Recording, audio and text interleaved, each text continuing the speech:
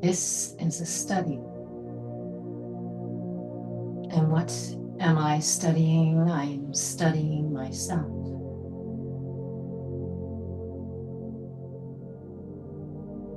In the physical world, we're used to studies that has a lot to do with thinking and analyzing.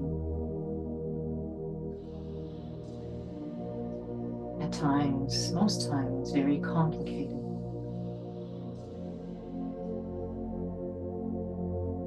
But this is a study that has to do with the heart and what we call the intellect.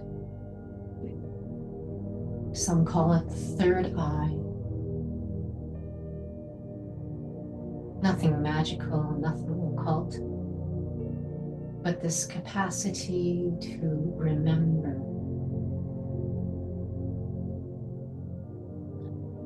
To say I remember something, to say there's a memory of an experience, and I am remembering, recalling that experience.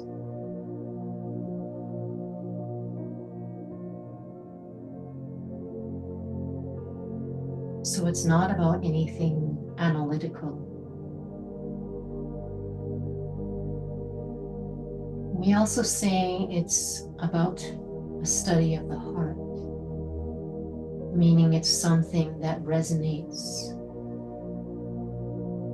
at such a level you can't even explain it. It's something that touches inside where there is real peace. There's a feeling of lightness. There's a feeling of real value.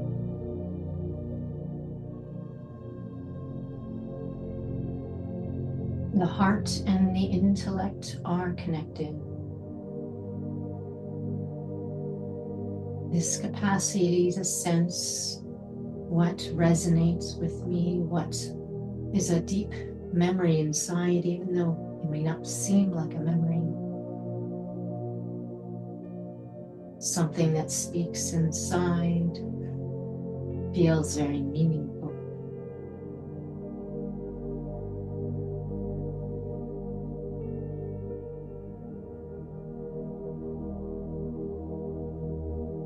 So this is what I study.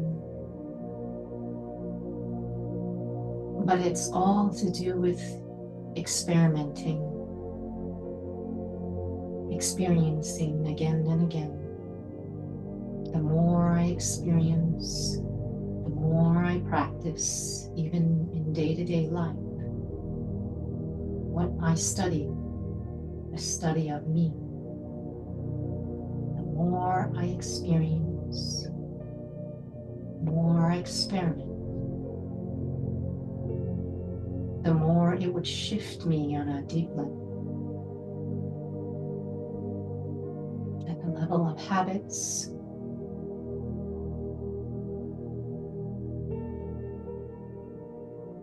the level of how I perceive things.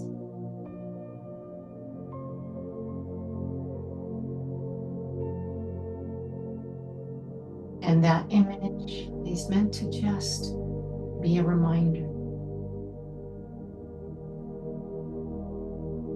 of the experience of me as soul. The feeling of being light,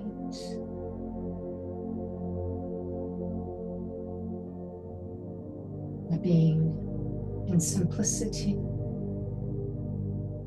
experience peace.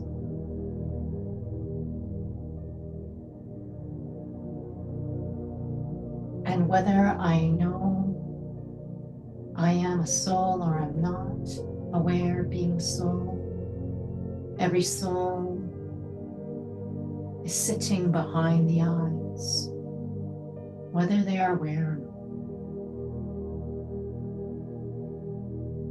What they feel when they forget themselves is very physical. But I, the soul, am always sitting behind the eyes. behind the center of the forehead, around that area. And the brain has activity because of me, the soul.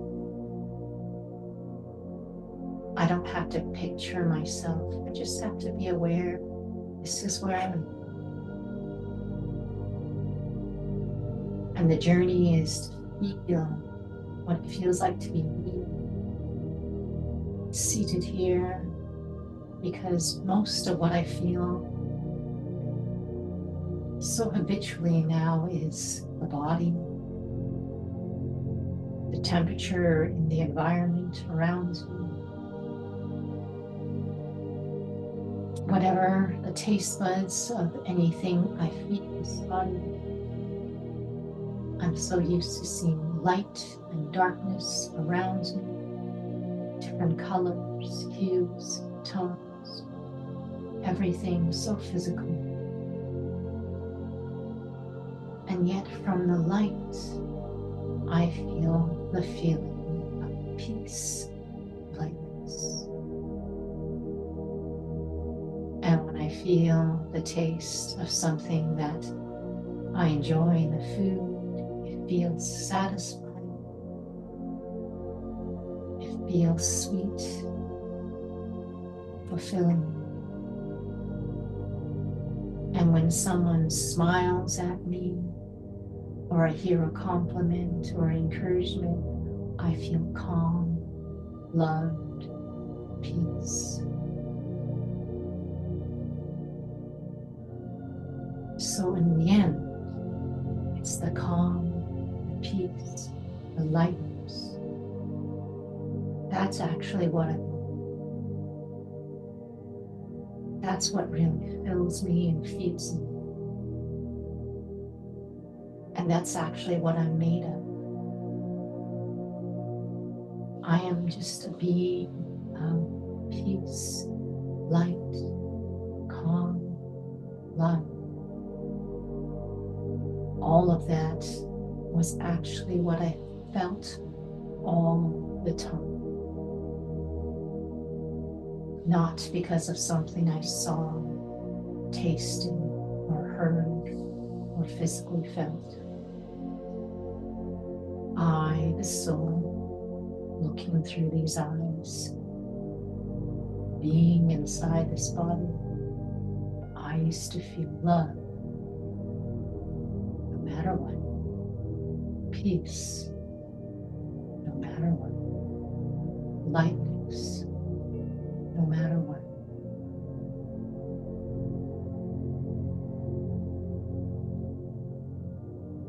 So when I am walking and moving around,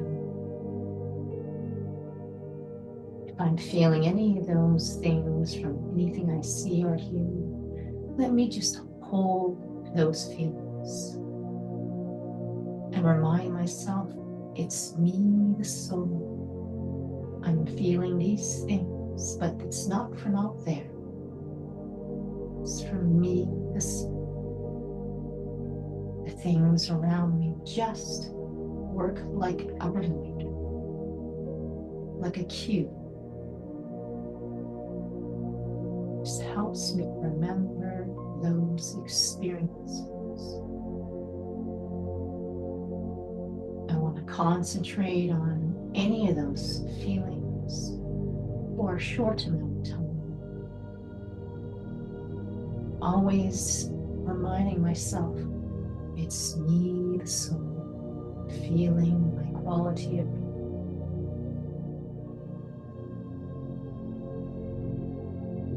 So I learned to disconnect that feeling from the things out there, reconnect it to my natural awareness, my natural experience of it.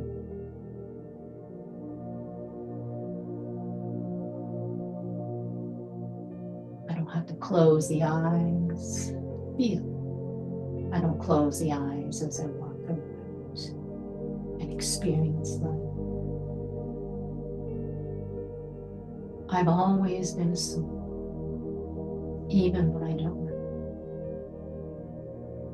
Whether I play someone's father, someone's brother, someone's friend, someone's sister. Whether I am playing the part of an employee, whatever occupation, teaching, training, speaking, doing, I am still the soul. Listening, speaking, thinking through the body. Not feeling myself, not feeling the qualities of me, just filling with everything I see through the eyes, hear through the ears, feel through the sense of touch, taste, and smell. All the inputs from out there. And I feel all of these feelings of lightness, happiness, peace. And then I feel peaceless if I'm not feeling any of those things from anything out there.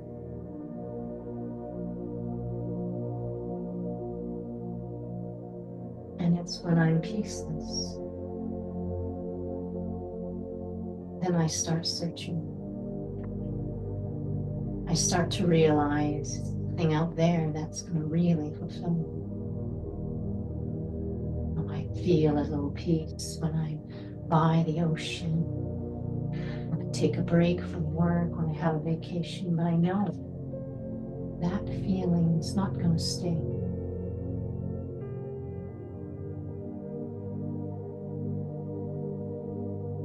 This is a journey in which those feelings of peace I start to feel and learn to experience these feelings within me, the soul. They've always been.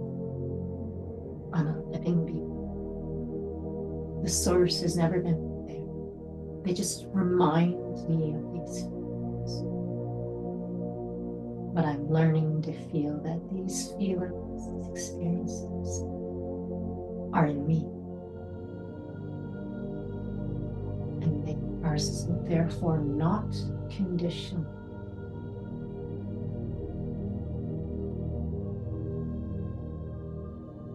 So much about what I am aware of when I am feeling these experiences.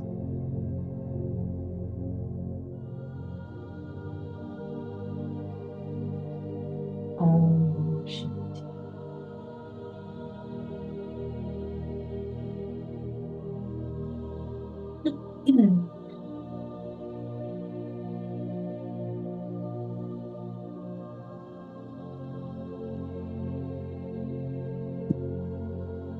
Feel very far away.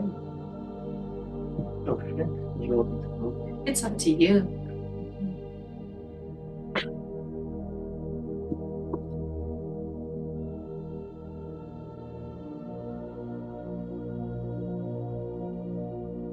So thank you for coming. You are the only one who expressed interest in coming. But it was a little bit last minute because I wasn't even sure if I was going to be in Calgary. Oh. So I had plans to go to Edmonton, so wasn't sure if we were able to offer the session. Well, thank you for proceeding. No, it's always very useful for whoever's facilitating as well. So just checking in before we proceed. Usually this is a session, it used to be called Raja Yoga and You. We really decided to change the title more than just because of the title, but experimenting with Raja Yoga or Raja Yoga experiences, really mainly because souls often share it can be quite intellectual. That's not what it's meant to be. And that's why it's really about experimenting. Experimenting is what's going to really make it feel like it is about how it's relevant to your life. So before we ask some questions, just some checking in. Anything that came up during the meditation? Questions, insights, realization? Yeah, absolutely. When you we emphasize a lot on disconnecting about the outside world and focusing more on the inside, and using that as a source of happiness, of remembering that I'm a soul, and that is a source of happiness. But the outside world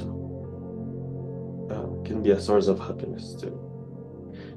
Even knowing that is not limited. I mean, limited can make it even can bring more happiness. Knowing that the ice cream is impermanent, it won't last. It will make you cherish it more. It's true. The tricky thing is that when you're empty, if you have an addiction, Yes. that's our problem, is that we actually have an addiction. It doesn't look like it, right? But it's very true, because for those who have been in the study for so long, and you'll, depending on how far you want to go, learning that there's nothing wrong with enjoying things. In fact, do. And that's one big piece that is often missed in spirituality. There's a lot of things out there, and it's for every soul to see for themselves how meaningful this is for them in this particular study. But it's never about barring yourself from out there. We don't even actually use the word disconnect. We use the word detachment, but I would say to use it very carefully with understanding, because it can be used interchangeably with projection, with repression, suppression, and that's not what it's used for. It's actually about transforming. And if you remember hearing about this law of thermodynamics, right? For some reason, the name of the person, the scientist, has suddenly eluded me. But that energy can neither be created nor destroyed. It can only be transformed from one form to another. Now, that's a physical law. However, there's something quite interesting about it, is because spiritual laws drive physical laws. It has always been. Law of gravity, everything. We talk about, in physics, I remember taking physics, and when you drive a car there, you're doing calculations, you drive a car into a wall, right? The impact of that, if the car could experience something, it's going to feel the exact same equal force in the opposite direction, right? That is, yes, a physical law, but it's actually the law of karma, basically what it is. Law of karma is not about consequence, not about punitive. It's just the aftermath of something happening. Sort of throw a ball up into the air, it's going to come down at the same speed, same force. It's just the result, basically. However, you're not talking to people who have no problems inside, no interpretations. We're quite unique beings, that how we see things is what the issue is. If we were pure constantly, we wouldn't misinterpret things always in that bad light. And that is increasingly happening more and more, as you can see. Something could just be as it is. And a lot of philosophies out there say, it's just what it is. That's nice. But that's not what you see human beings doing. So a lot of the philosophies are lovely out there, but it doesn't take into account that we have gone through a lot as souls and bodies, and we have now lost virtue. Now we're completely in vice. And you learned in the Raja Yoga Foundations, the 5 vices, greed and attachment and desire and anger and ego. Those aren't like evil spirits, so to speak. It's that when you don't experience yourself, you start to distort things. Because we're conscious, we're awareness. We see things, we perceive it, and then we make meaning. But when you don't feel who you really are, you're going to interpret things in the wrong slant. Guaranteed. And if you've been taking rebirth, you're getting farther and farther away from yourself, and you lose your sense of self perspective, who you are, you're going to interpret everything in the wrong way. This is why that all the wars out there, it's misunderstanding. And even us as students in study, we're not here to take a political position, because if you are soul conscious, you can really see, like, it's with such mercy and understanding, like everyone's just trying the best they can. From their perspective, it totally looks right, but they can only see it in their perspective, and there is validity in their perspective, because when you see it that way, it makes sense. But it's in their experience of whatever they've been through, what they felt, what they heard, what they interpreted, what they heard. It's not about judging right and wrong. So it's true, for sure, when someone's healthy and they know that everything is impermanent, the physical world, and they're healthy, and they're really feeling, their self, they don't need anything from others, then everything that they're taking is actually very enjoyable. And depending on how far you go into the study, you'll learn about what the world was like before we forgot ourselves. When we as souls were in a state that were just our pure self. And the physical is actually a reflection of our pure self. Everything is actually healthy, because as souls, we drive everything. And I don't mean it in an arrogant way, but really, if you are taking from the environment because you're empty, eventually there's only so much resources. I was just hearing this morning from someone, a student was saying, yeah, they want to try to now take the energy from volcanoes, use it. I'm like, and then the next thought was like, wow, we just take from everything. All we do is just take. It's like, and yes, of course, there's just the innovation, but we're using up every single resource of the earth. But do we have the feeling that we want to take care of the earth? We want to recycle things. We respect it. We're not at a place that we can right now. Souls want to, but they don't have the energy to. So this whole thing about impermanence is fascinating, because it's true. If you're healthy as a soul, you can be detached, meaning you can enjoy being in your full sense of self, peace and light. And then whatever you're physically using, you use it in the form of entertainment. You use it, you can cherish it. It's there, it's great. If it's not, it's great. But we're not at that place until we become healthy. And as long as you don't identify yourself with those things, with status, or wealth, or career, or possessions. And it's interesting because, being in the study now for quite some time, you're quite humble to realize how much stuff we have learned in our previous births, and we take with us like baggage. And we learn the study, and we may even interpret what we learned in the study, and thinking that we're actually doing the study, but we're not. I've heard it so many times. I'm sure I've seen it myself too. I'll say, okay, so I'm not supposed to take from status. I'm not supposed to feel anything. Oh, if I start to feel something, I feel bad. I start to judge myself. Like, that's not Raja Yoga. You actually, but to have to also look at yourself and learn there's a lot of old stuff in there that's playing. And this is often something I always have to remind myself and remind others. If there is ever any feeling of violence, suppression, judgment, criticism, at that moment, you're not doing Raja Yoga. And it's like, red flag, good to know, step back. It's some old habit coming. And I've been thinking a lot about this lately. Having to be able to watch yourself when old stuff comes out, like a reaction, right? Many years ago, I was driving a car, and then it's after working on a night shift, so it's been more than 12 hours. Something happened to the patient, so I'm staying there an extra hour later. It's like 8 o'clock in the morning, exhausted, right?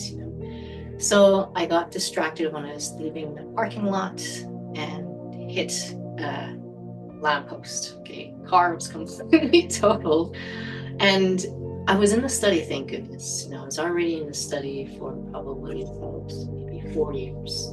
So it was interesting because I could see I was affected by that. So when I, was driving again, completely different car, I could feel that there was some nervousness, anxiety, driving the car, but it was in a different place. Like, I can see, all the dynamics inside, the impact of what happens when you experience something.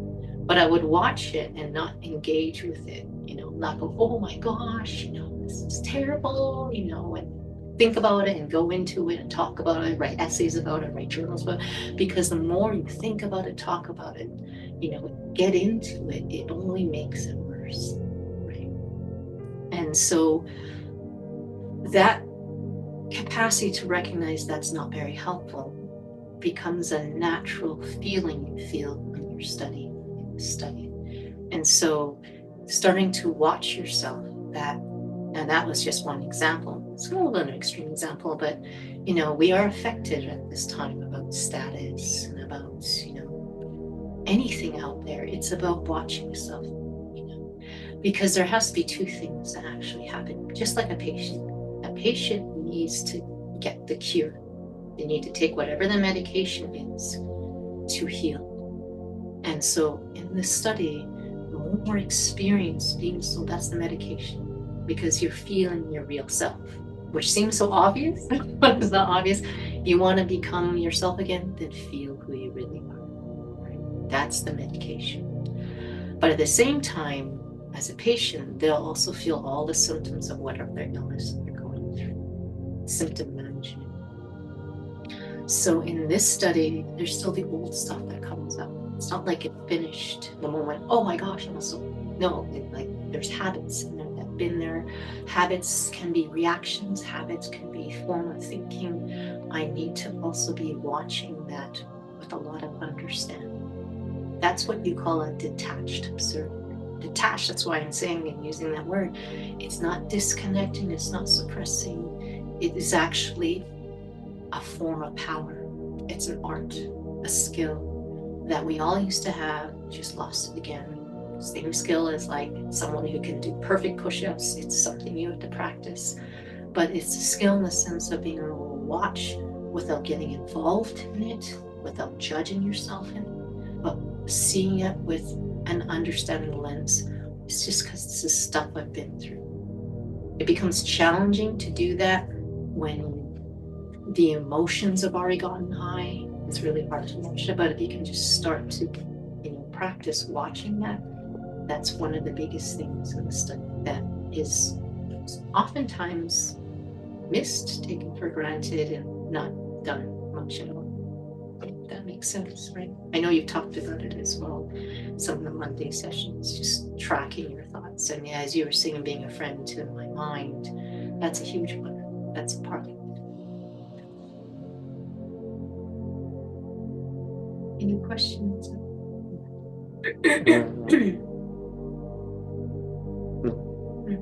Maybe later. So, just the checking in.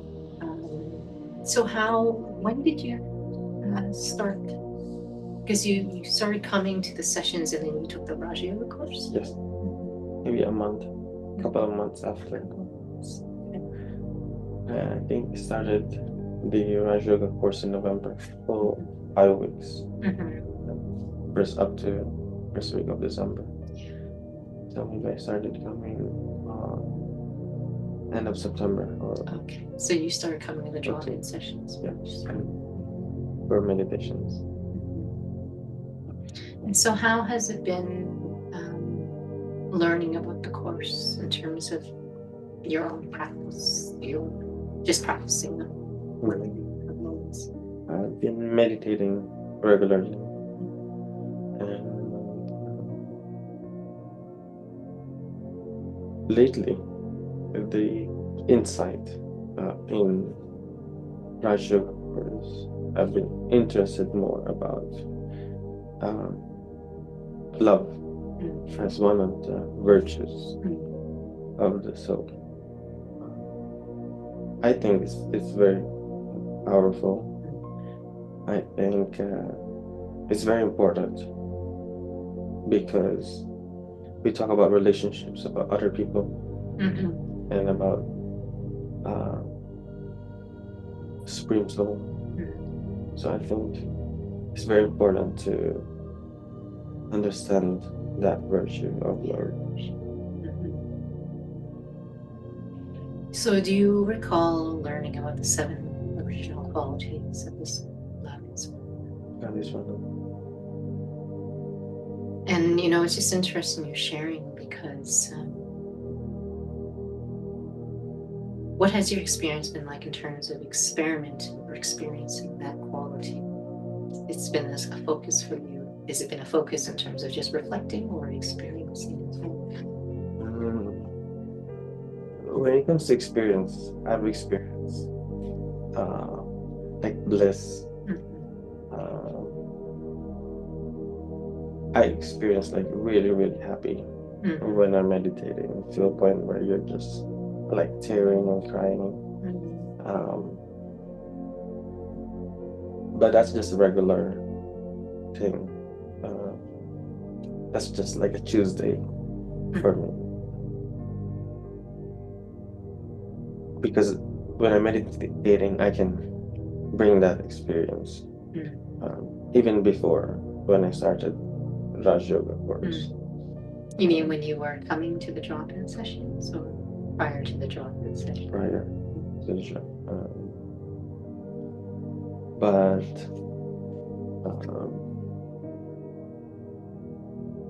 yeah, that's the experience. But there's lots of insights that comes in between.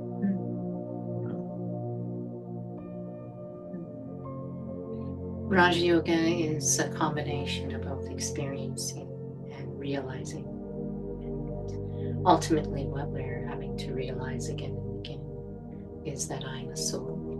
And it seems like it's just a sentence, but it's what it means in that sense. So,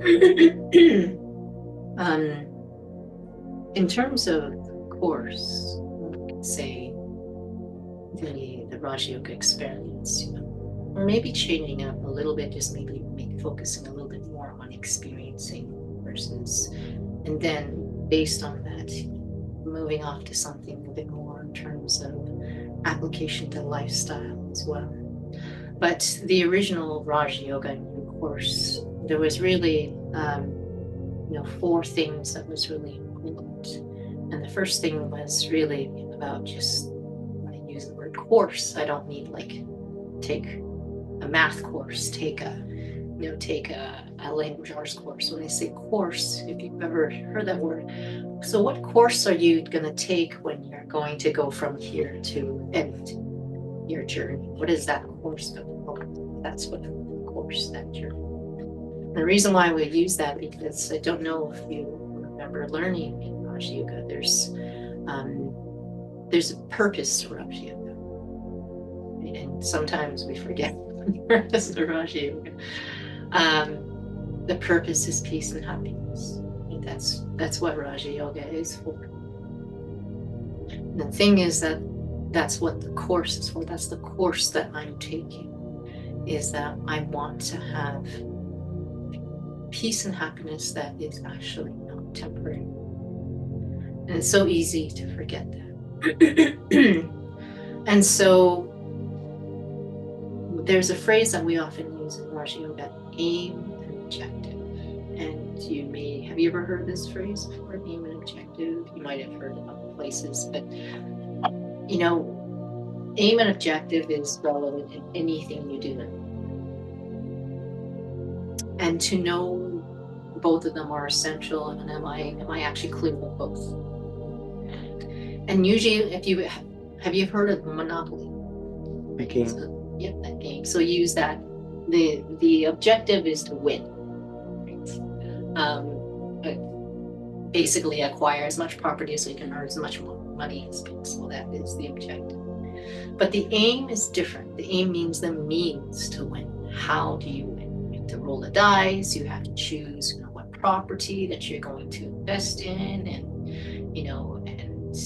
I was just learning from one of the students, her physical father, whenever they play the game, they only focus on Boardwalk and Park Place or some of the really high-end places, and they don't even bother spending money on anything else. Like, so their formula for the aim, right, it may be different from somebody else's formula for aim, but the whole point is still to win, right? So in this study, the formula is really that I'm really experiencing waking up to being the soul. That's the aim. But the objective is always that I become someone who has mastery over peace and happiness. Because right now we don't. You know, we surrender that to conditions, the environment. That, as you're saying, you know, there is the source of happiness from all of these physical things. But if you don't feel that experience of peace and happiness at will, and it's not with you all the time, then you will for sure be very dependent. There will be fear if that's not going to last out there. That's guaranteed. Because at the end of the day, what we're looking for is always feeling a value and meaning. Peace is very, very valuable because everything comes from it. Now, to feel peace when you're locked up in a room, or to feel it in the forest is nice, but again, is it realistic, right? To feel peace when you're in situations where you were affected before, when it feels like there's a loss, when it feels like that is not necessarily satisfying for everyone, but I feel, maybe it's just me, my opinion, that to some degree, I feel that everyone wants that, because everyone wants to have some sense of self-respect, that no matter what's happening, I can still feel that I'm not dependent. To some degree, everyone has it, maybe a bigger degree for some not as big of a degree, but to feel not dependent on things, I think to some degree everyone has that feeling, because it's actually it's not a very good feeling when you feel dependent. You feel like a slave, and I don't think anyone wants to feel like a slave. So that's the first thing, of course, is when it comes to the study, having to check in with myself, being very clear, what is the course I'm taking? Even if, say, it's not Raja Yoga, it's like being very clear that I'm looking for peace and happiness. And so it's lovely that you're having these powerful experiences of bliss, right? And to feel that I can actually merge this at will. And the part of what the study is about, to remember, when we talk about practices, what am I actually practicing? The practices are nearly invisible, but it's a lot to do with, holding a certain awareness for a certain amount of time in a certain context, or a certain, for example, experiencing bliss. This is actually my nature. This is my nature. Lately, I've been really just focusing on peace. Seems like, such a small thing, but I can increasingly feel a difference from just peace in my mind, I am that being of peace. It sounds like, well, is there a difference? There's totally difference. One is temporary. To be able to realize that there are many things that we use as a source for peace, that we use for happiness. You can hear a beautiful song. Oh, what a beautiful song. We don't even realize it in a sense we're relying on that. And to be able to feel like, and to share that, I can emerge this feeling of this quality because it's me. And that's really what self-mastery is. That will lead to happiness for sure. Because why do we feel unhappy? Is I'm not feeling fulfilled while living life. And we think it's this thing, we think it's the person, but it's actually that feeling you. And that was what the whole meditation is about, is that don't cut off all these feelings. Is that, anytime you're feeling something, reclaim that back. That's actually has nothing to do with that. It seems like it's about that. That's just a cute, beautiful sun, lovely. But it's so habitual right now. It's so huge. Oh, I feel it, man. It's because it's the sun. It's the sun. The sun, what is the sun doing? It's like radiating love. Like the sun is not even like a living thing. but we made everything around us alive and made ourselves dead. That's really what has happened. And so it's interesting you use the word disconnect, because it's actually true. We are actually in that feeling of who I am. I'm disconnecting the association with that thing to reconnecting that association with it, if that makes sense. So I mean that as transforming. You don't stop feeling. It's that it's reassociating where the feelings come from, where the experience comes from. And love is a huge one, because, I remember hearing the study that love is probably even bigger than God, in a sense, right? There are a lot of people who don't believe in God, right? But love for them, they believe in love, whatever that means to them. And now there's so much sorrow in love, because our source of love is still limited, or we're looking for it, and most of it we're looking for in others, but they're broken as much as we are, right? And if they're not broken yet, they eventually become broken, right? And they change. Everyone is changing, and the only being who doesn't change is the Supreme Soul. And he's called Supreme, just meaning he's always not affected by physicality. He doesn't come into this corporeal experience and lose himself the way that we do. And so being in the quality of that company, of the Supreme Soul, who's constantly radiating that embodiment of love, right? All the time. That's who I just want to sit with the whole time. Like, couldn't you just imagine eventually you'll start to feel, no, this is my quality too. This is my quality. That's the tricky thing. Turning on the heater. You turn it on for full blast, and then eventually the heat, when you turn it off, the heat goes away.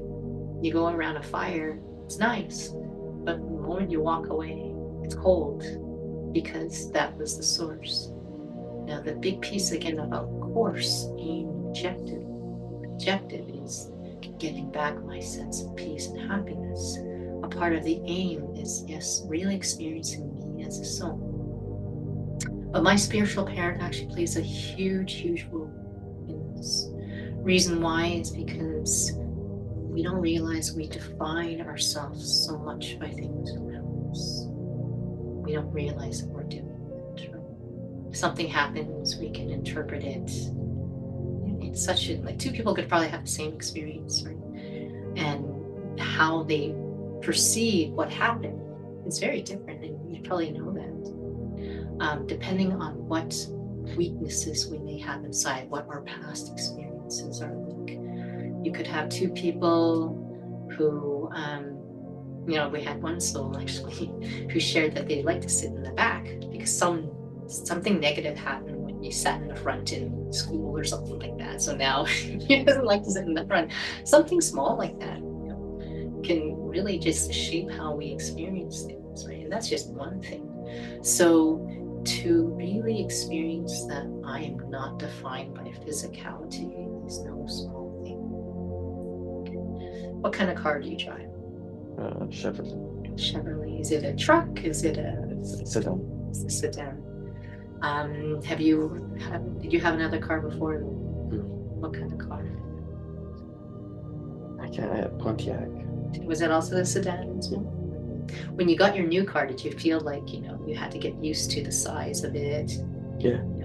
It's, I know that's a really physical example, but then after a while you get used to it, and then you know how much room is behind you when you back up the car, right? Even the way we speak, how much room is behind you, not behind you, behind the car, right? The way we become so familiar with things, and we become so familiar with physicality that we have put associated meaning to everything that happens to us. We put value to, and we don't realize that. Where I work, at the Alberta Health Services in the clinic, it's very subtle. But someone who's a doctor versus someone who's a nursing attendant, like you can see how they treat people, and it's not judgment. It's like this, we don't have like this thing that they had long time ago about first class and middle class, how bad it is in, some places like, India, where they've got different caste system, but it still happens here. If you are a certain color of skin, you're a certain age, you're certain, a certain job that you have, already someone looks at you and already has an expectation of your sense of value. And we do that out there, which means we do it inside. And you have all these things like Black Lives Matter and all these things like that, trying to really bring inclusivity in the world. And there's such a deep appreciation watching humanity try to do that right now, because it's just revealing a cry that we want to be good people. We want to be respectful. We want to, encourage a feeling of belonging, but there's so much inside that we're pretending that it's not there, that the only way to do that is really actually experiencing myself underneath all of these layers. And so that the feeling that I'm feeling, those qualities, are actually, has nothing to do with anything around me.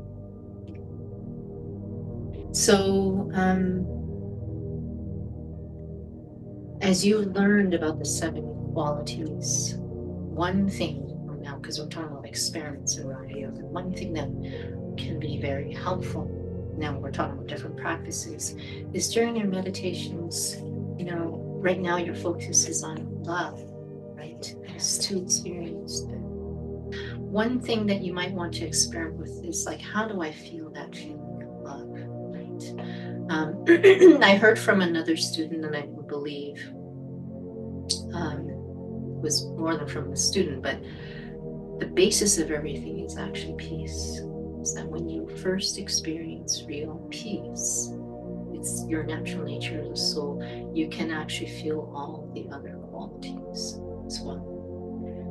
So, as you notice in Raja Yoga Foundations course, there can be quite a bit of just knowledge that you learn, but at the end of the day, it all condenses to just wanting to feel something and to practice feeling that experience again, again. Right? So we're just going to take a bit of time just to experience that quality, right? And getting into that quality is where it takes time, and it's nice to focus on one quality, something that you can do for yourself. And you can make it something that this is what I want to feel for a certain amount of time. And then if there's any insights, write some insights down, through the day, whatever that quality is, feeling that quality, and so that there's 2 things. There's reflecting insights, but then there's also experience. That makes sense. Both of them are actually essential for it to feel like this is something you can sustainably you sustainably explore, and there's depth and progress. So we're just going to take a bit of time right now just to experience. That's okay. Yeah. Just because we have the recording on, let's look at this, which is looking at me.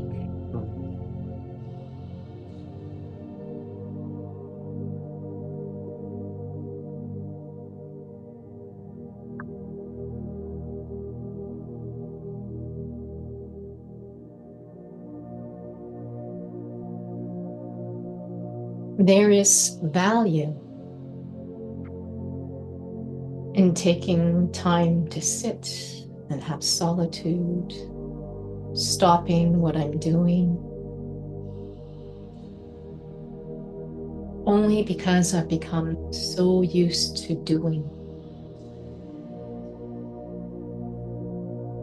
And I take so much and depend so much on the doing, whether it is to get a task done, to help someone, to be in interaction, to be in communication. But it is an art to take some time to just pause, stop doing, and not fall asleep. That is an art. But when I pause, what's going on inside my mind? That's the most important thing. Some have a habit, if they don't realize, they're suppressing their thoughts, suppressing their feelings. They might even roll their eyes back. There are some who have. Easy to fall asleep, easy to check out. But I want to practice keeping the eyes open.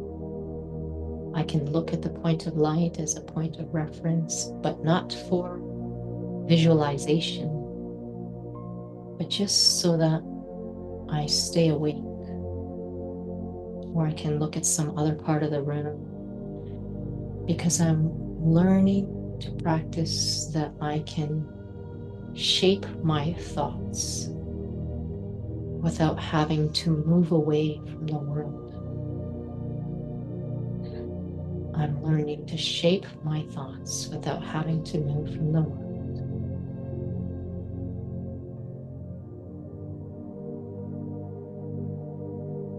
But just being aware,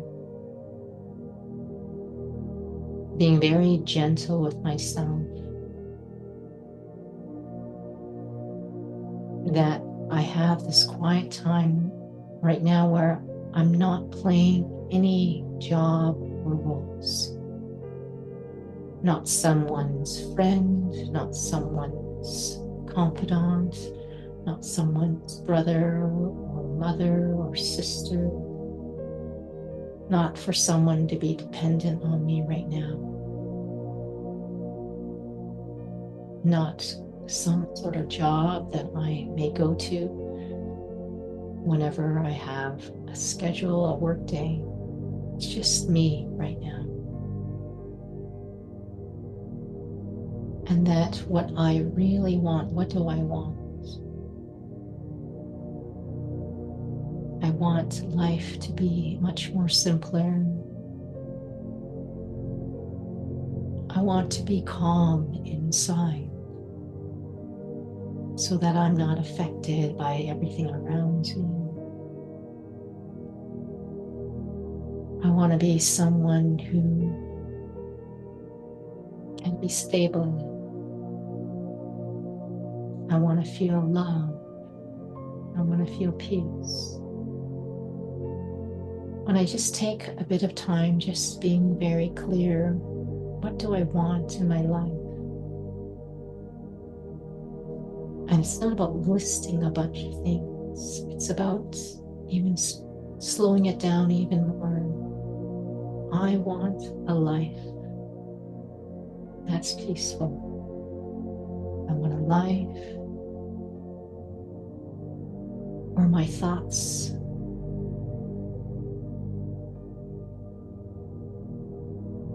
are not dark. I want a life where I don't feel difficulty, even though there's challenges.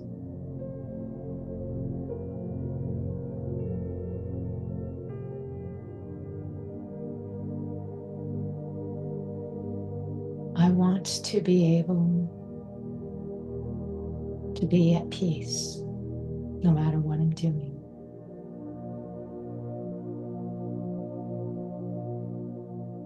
When I spend a bit of time on that, and there's no prescribed time, but just make sure that the conversation inside is very real, very meaningful, makes you feel a sense of purpose, makes you feel like this is what matters to me. That in itself helps your thoughts slow down, helps you feel a lot more quiet inside.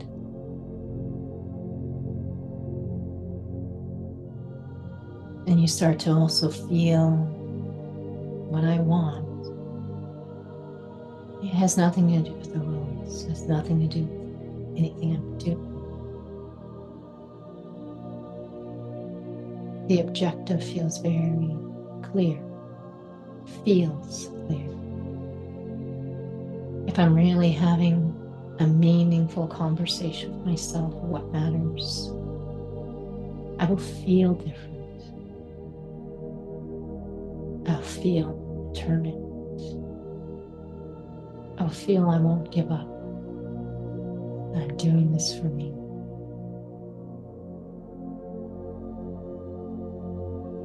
But I also feel I'm not really defined by the things around me. There's a bit of letting go that's happened.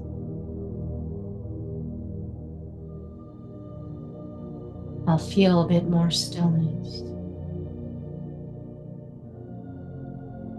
I'll feel things have slowed down in thinking and even in feeling.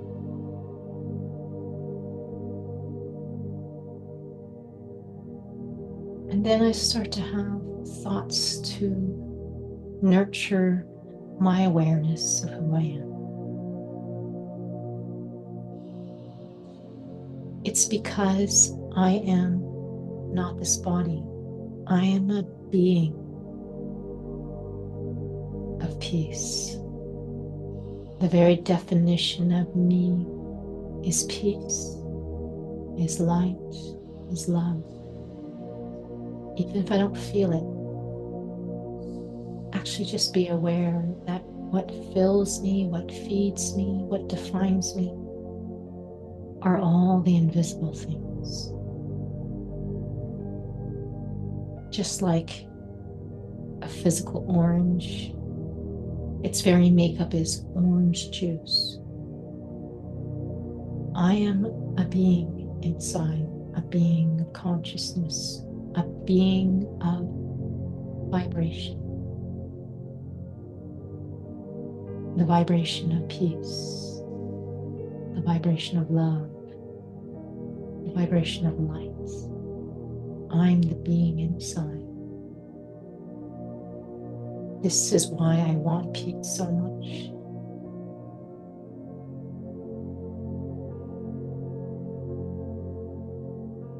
And this stillness that I feel when there's more clarity, alone time like this stillness I feel is me.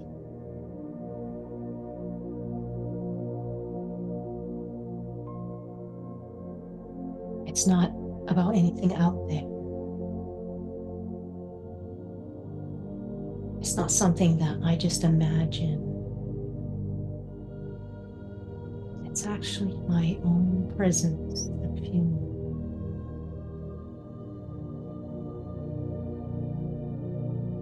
It's not something I have to feel with the eyes closed. I feel stillness when I feel clarity about what matters to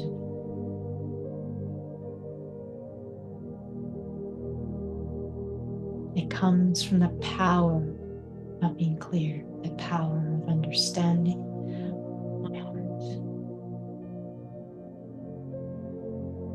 I hold this stillness.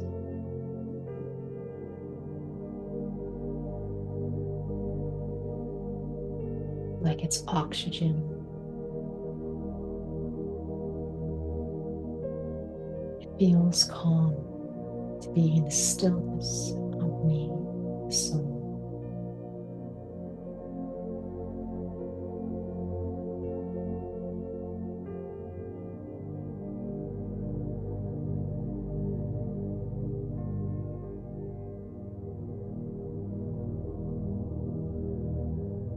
I am a being of peace, a being of light.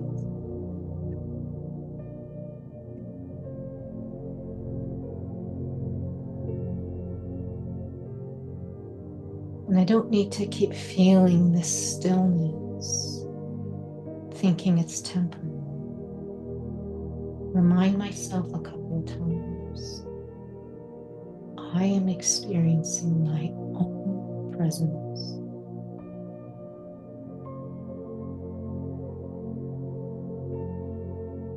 I'm experiencing my own nature.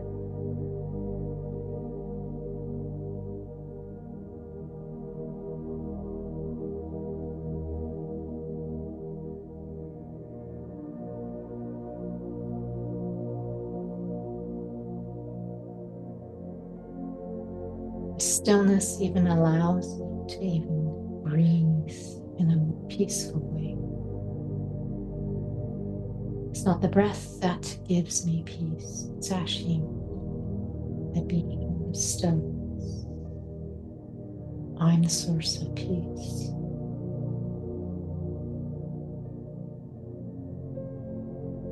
It's just enjoyable to feel that when I breathe with this body, I can allow the breath to feel peaceful.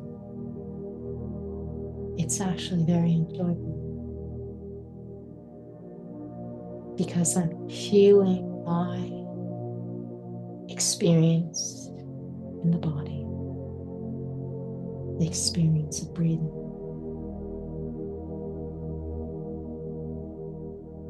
But the source of peace is being visible.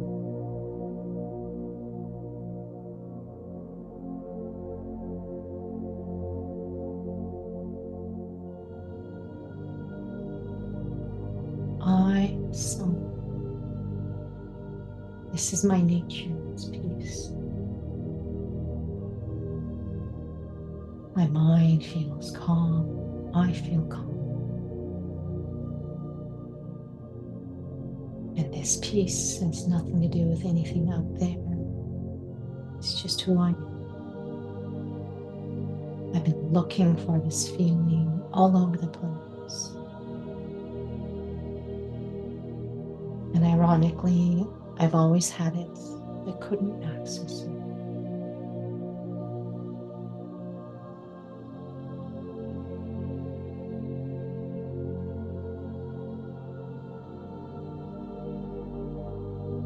When I feel this feeling of peace, being very aware, this quality, it's my very makeup. And I, the soul, am sitting behind these eyes. That I'm very much distinct from this body.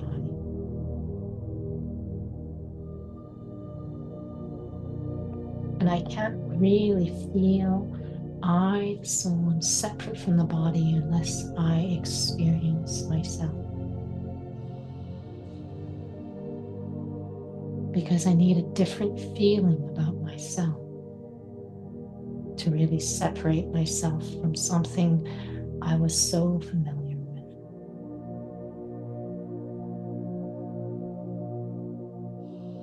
Become aware I'm in this room. I'm in this body.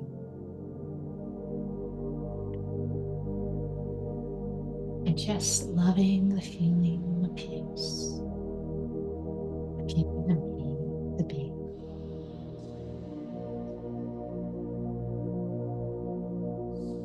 And being aware.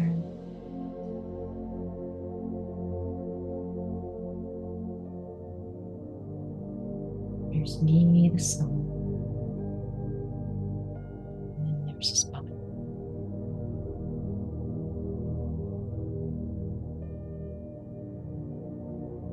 Still feel me, the soul. Eyes open. All these surroundings around me. I want to learn to hold this experience with me. Again and again. And feel I can enjoy it. I have been looking for peace for a long time, many births. feel I am at peace. Not for someone or for something. It's just me.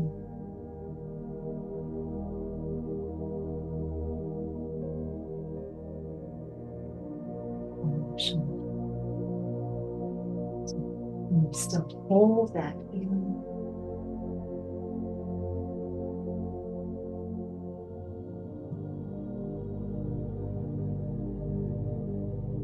So easy for that feeling to go away based on something I see. All of a sudden, my thoughts will go somewhere else, and I experience whatever word my thoughts could talk about something and experience living in whatever I'm talking about. It can go away so quickly. But at the same time, I can also be so impacted by the feeling. I just not really pulled to go anywhere with my thoughts or my words. So a few things, if it's a meaningful experience, it's a lot easier to stay there. It's a lot easier to be attentive. You also gain a sensitivity of what doesn't help. You keep that feeling. So that is a bigger part of self-mastery. The more you have these moments of feeling any one of these qualities, it's nice to sort of experience that feeling again and again. Like the other day, there's a lot of stuff that has happened, lots of projects, but I'm just drying the dishes. I'm like really enjoying feeling peaceful while I'm doing. And I'm like, this is so much more than the things. The things, yeah, they may happen, they may not happen. But the problem isn't those things. It's because if you felt fulfilled and you didn't finish that timeline on time, someone was disappointed, you wouldn't feel bad because you're fulfilled. It's not that we're trying to, shut away life and, not do our responsibilities, quote unquote. But what I'm sharing is that we have it backwards. We're not full, and we're trying to fulfill all these things. It's a car crash waiting to happen because you don't know if you can guarantee if you finish it. You may have resentment for others because you kind of threw everything else aside, or you might have exhausted yourself and you did all these things and you become needy, waiting for some sort of appreciation. Like the list of a car crash goes on and on. Raja Yoga is something called open eye study because it's not asking you to quit. It's not asking you to stop your life. It's actually asking you to be who you really are and be aware of who you really are. You've forgotten for so long, you can't even access it. We're so reliable on physicality to feel peace. It's not even funny. It's not even a joke. It's so intense that, that's why we feel bored, right? That's why souls fall asleep in meditation. It's challenging to be able to do an experiment in Raja Yoga, to be honest, because so many fall asleep, like there's no point in going any further until they can get past that hump. And some don't have that challenge, which is great. They have other challenges, right? But when I first came to study, falling asleep was just the moment you say meditation. But just like I'm really enjoying just picking one quality and just really feeling that again and again, because then you'll start to feel, and it's as if it's like you couldn't even fathom. But you mean even when someone said something bad to me, even when I lost this, even when it seems like nothing is going right, I can actually experience peace because it's who I am. Yes. Like we have associated peace with only when this happens, only when this happens, only when I'm here. We've been thinking that for so long, decades, centuries. If we really realize rebirth, this is no small thing. Then you would really feel what is real happiness. That no, even when that thing happened, this is not a contrived feeling, but this is my nature. That's self-mastery. So aim, where do I aim? Method, really experience who I am. And then the whole point, peace and happiness.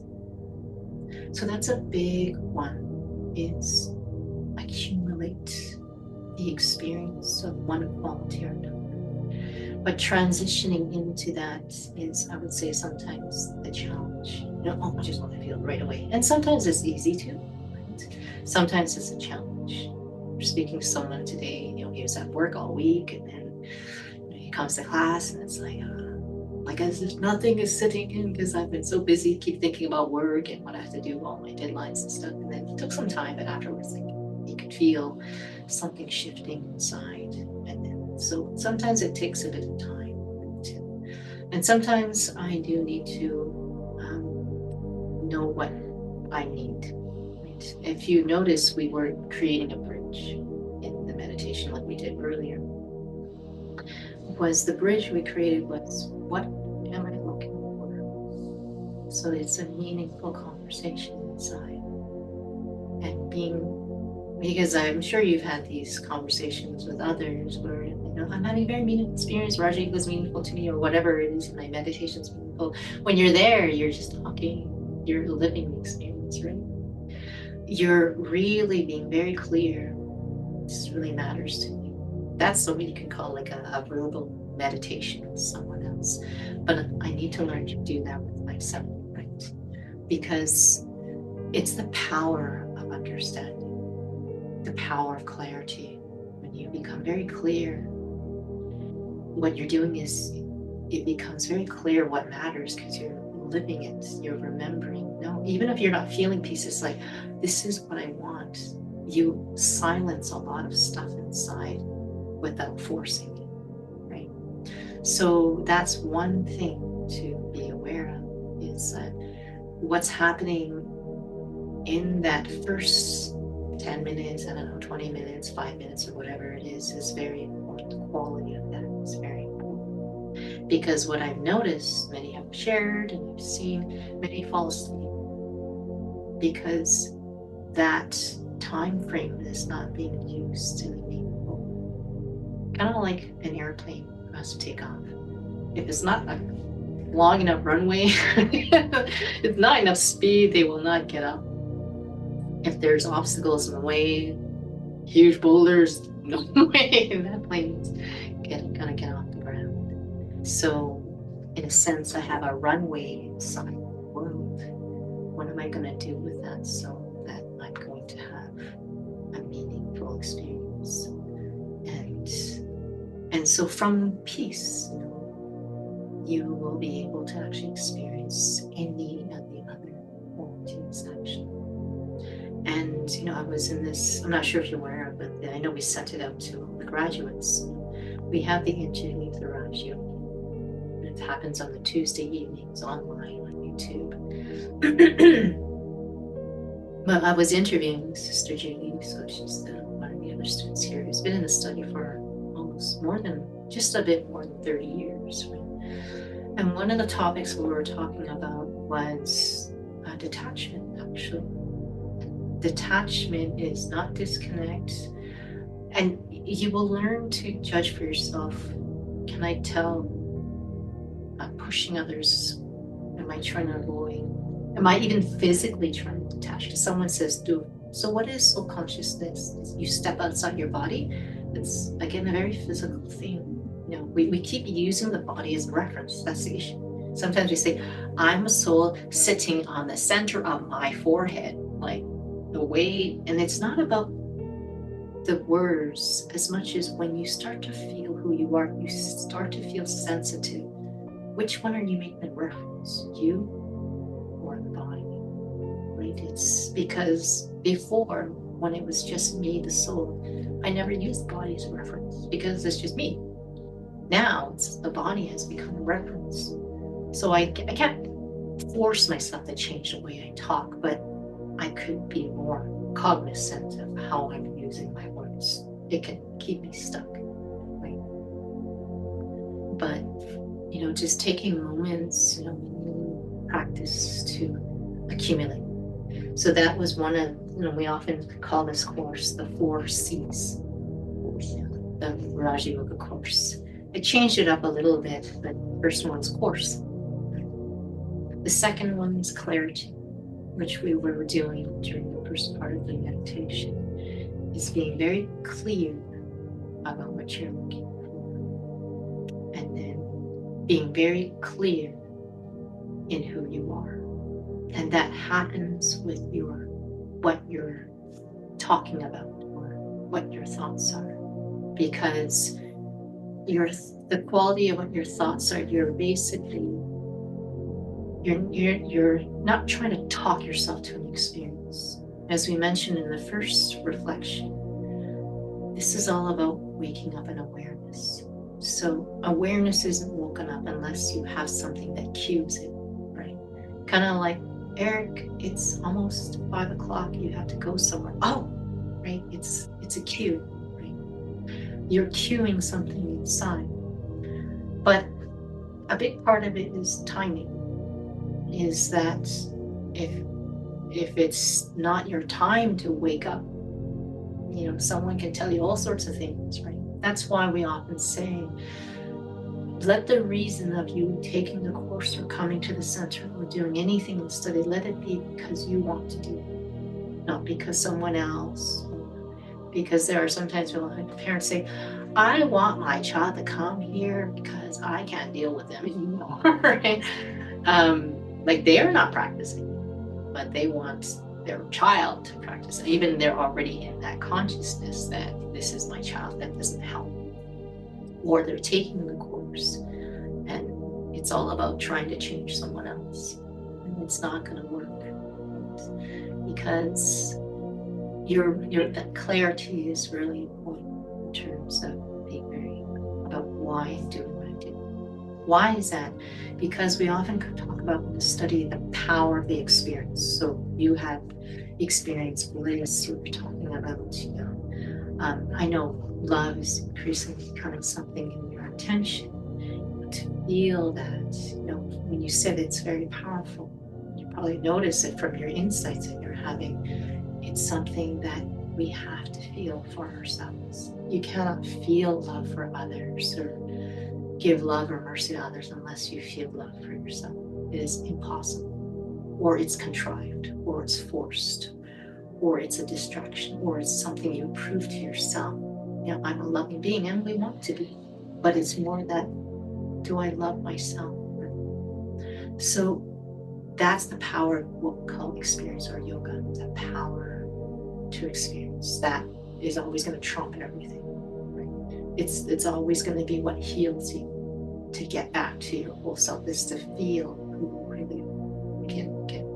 But then there's the power of understanding, power of clarity, power of, something clicks inside. That is just as powerful, right? But both actually have to, I want to be, ideal situation study, you don't want to be doing, but when you said insights, that's the power of clarity. Because both are really important. They actually work off of each other. Lately I'm just feeling this peace. It's like, it's such a beautiful feeling. I feel it more and more. I can feel that if I'm in this peaceful state, and it's my natural state, that if something happens, I have more of a power to not react. Versus, okay, I shouldn't react, and I should say something nice to that person, or I shouldn't, be judgmental to myself. Like, that's how we work right now. Life, actually, when I work at Alberta Health Services, and I don't think it's just that, but when you come in through the elevators, they have the sign that says, be kind to your patients have rights, and you have a right, and you should listen, and you should repeat to them what they said to you. It's like, it's the way we are interacting now. It is so superficial, and I don't mean in a judgmental way. It's like, okay, it's not natural. And because it's not natural, it is not genuine. And if it's not genuine, if they react, you will react back. And you we'll just go that. So what I love from this interview that I had with Sister Judy was when she was sharing about, I use clarity, to feel I'm just observing everything around, a detached observer. That I don't get involved in everything. I also don't get involved with whatever's going on inside my head. Because why is because when I have those seated moments, I'm accumulating whatever the quality is, pieces to the top. That becomes just my nature. To stay there, I need to be detached. I want to see things as a witness. The moment you get involved, you will lose that quality because there's so much expansion, so much emotion, so much about, what's their intention, what's their motivation. But to stay uninvolved, it's not that you are not feeling and you're not merciful. It's because you're really staying in your nature of who you are. Then you can actually afford to respond in a caring way, in a naturally caring way. So what I loved about that interview, that was actually quite recent, was the whole point of detachment is that I can actually maintain that experience I've been accumulating of whatever that quality is that I can feel. So the power of understanding peace, but why that plays a role is because when I'm more peaceful, then I can actually be a lot more open to whatever others are going through or whatever is going on inside myself. If I'm very reactive and very frustrated, you can tell yourself it's okay, they're just playing their part, they're just not having a good day. I'm not gonna really feel. Mm-hmm. So they work off of each other and they're not actually separated. This power of experiencing who I am, power of clarity, understanding. You learned in the Raja Yoga foundations, seeing others as souls as well.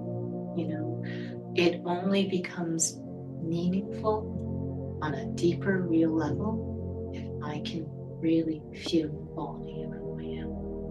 I do, of course, want to learn to manage how I see others, and I want to do that as early as possible because otherwise I could reinforce the habit when I see others. But perhaps what I can do, and I loved what's one of the senior students was sharing today, was that you have this experience of just experiencing yourself, that quality. That could just be like one of the suggestions at the beginning of your day, you start your day, and at the end of your day. Just to start that. If you are not doing anything in between, that's fine. At the beginning of your day and the end of your day, having a very meaningful, aiming for a high quality experience of that beginning of your day. And then through the day, maybe take a moment, picking just one time of day.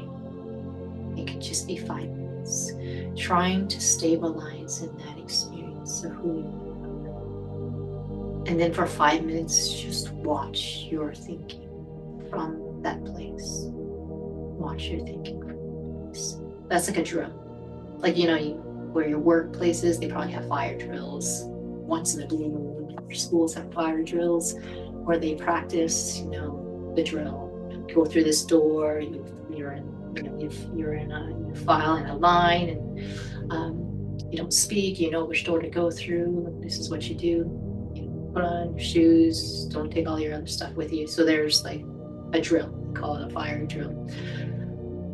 This is like a drill. I'm practicing to be a detached observer. It doesn't have to be 5 minutes, it could just be 2 minutes. Just pick one time in the day and just keep it to once for now. Right? Just being a detached observer about my thoughts. Okay. And just doing that same thing every single day, just that short amount of time. reason why I'm sharing about this, because this is about experimenting with Raj Yoga. I want to learn to have high quality experiences for a short amount of time first, versus saying, okay, go out there, Eric, and be peaceful all day. One of the things I remember learning in nursing school that I think I've learned, if you need to write things down, go ahead. Oh, no, I'm just drinking hot water in this mug.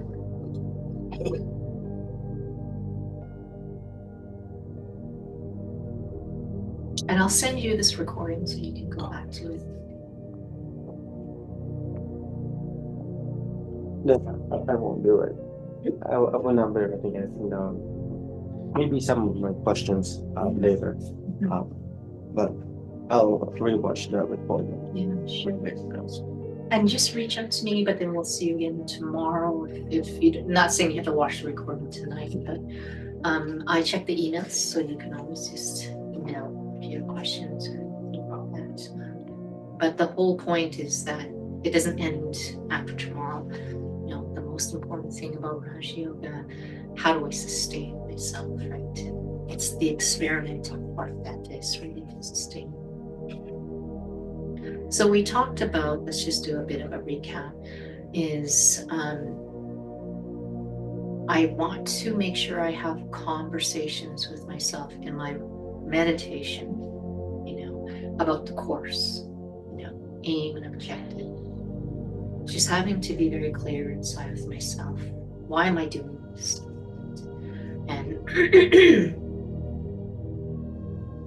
And how do I know how long? Because I'm not saying, okay, here's a prescribed thing to do, and then you just sort of be robotic with it. It doesn't have to even be during your meditation time. It could be if you're driving to work or wherever. It can be that conversation that time.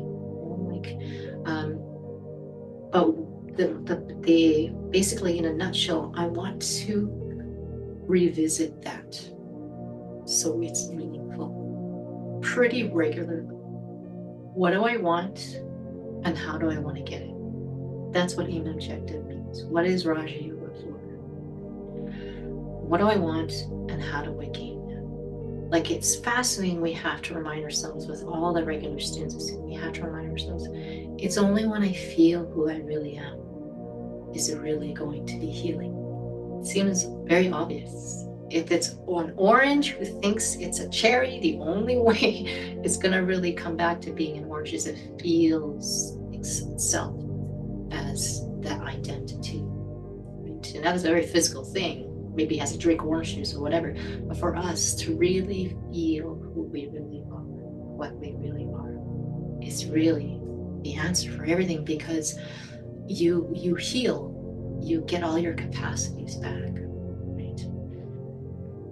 And so that's the course, having to take time regularly, not just like once a year kind of a thing, but and you can have a notebook if you have it, at home, a journal, and it's not to write about a bunch of things, it's about insights, right? And assess for yourself. When we talk about the course, that conversation doesn't even have to happen with just yourself, it can happen with someone else or something like that. And sometimes you just do that on purpose, call someone so you can have that conversation. Or record yourself or something. Feel like you're sharing with someone. But the whole point is, I want to feel that what I'm rediscovering each time is, I know why this is meaningful to me. That's the whole point of what we're talking about. Of course, it has to be very clear and meaningful. Right? The second C we're talking about is clarity. Those two are very much connected that way, right? Because you can say, it's peace and happiness, right? Yeah, consider myself to be a soul. But unless that feels meaningful to me, it's the seated time that I'm having to be very clear that I am a soul. That's what we call, creating a awareness of soul consciousness. That I want to feel newness. I want to feel insights in. I want to feel that that's actually getting deeper and deeper and meaningful. And in time, you'll start to feel like, oh, what I was experiencing 2 weeks ago was different from what I'm feeling. I feel like I'm going deeper. It feels more meaningful. So that's clarity.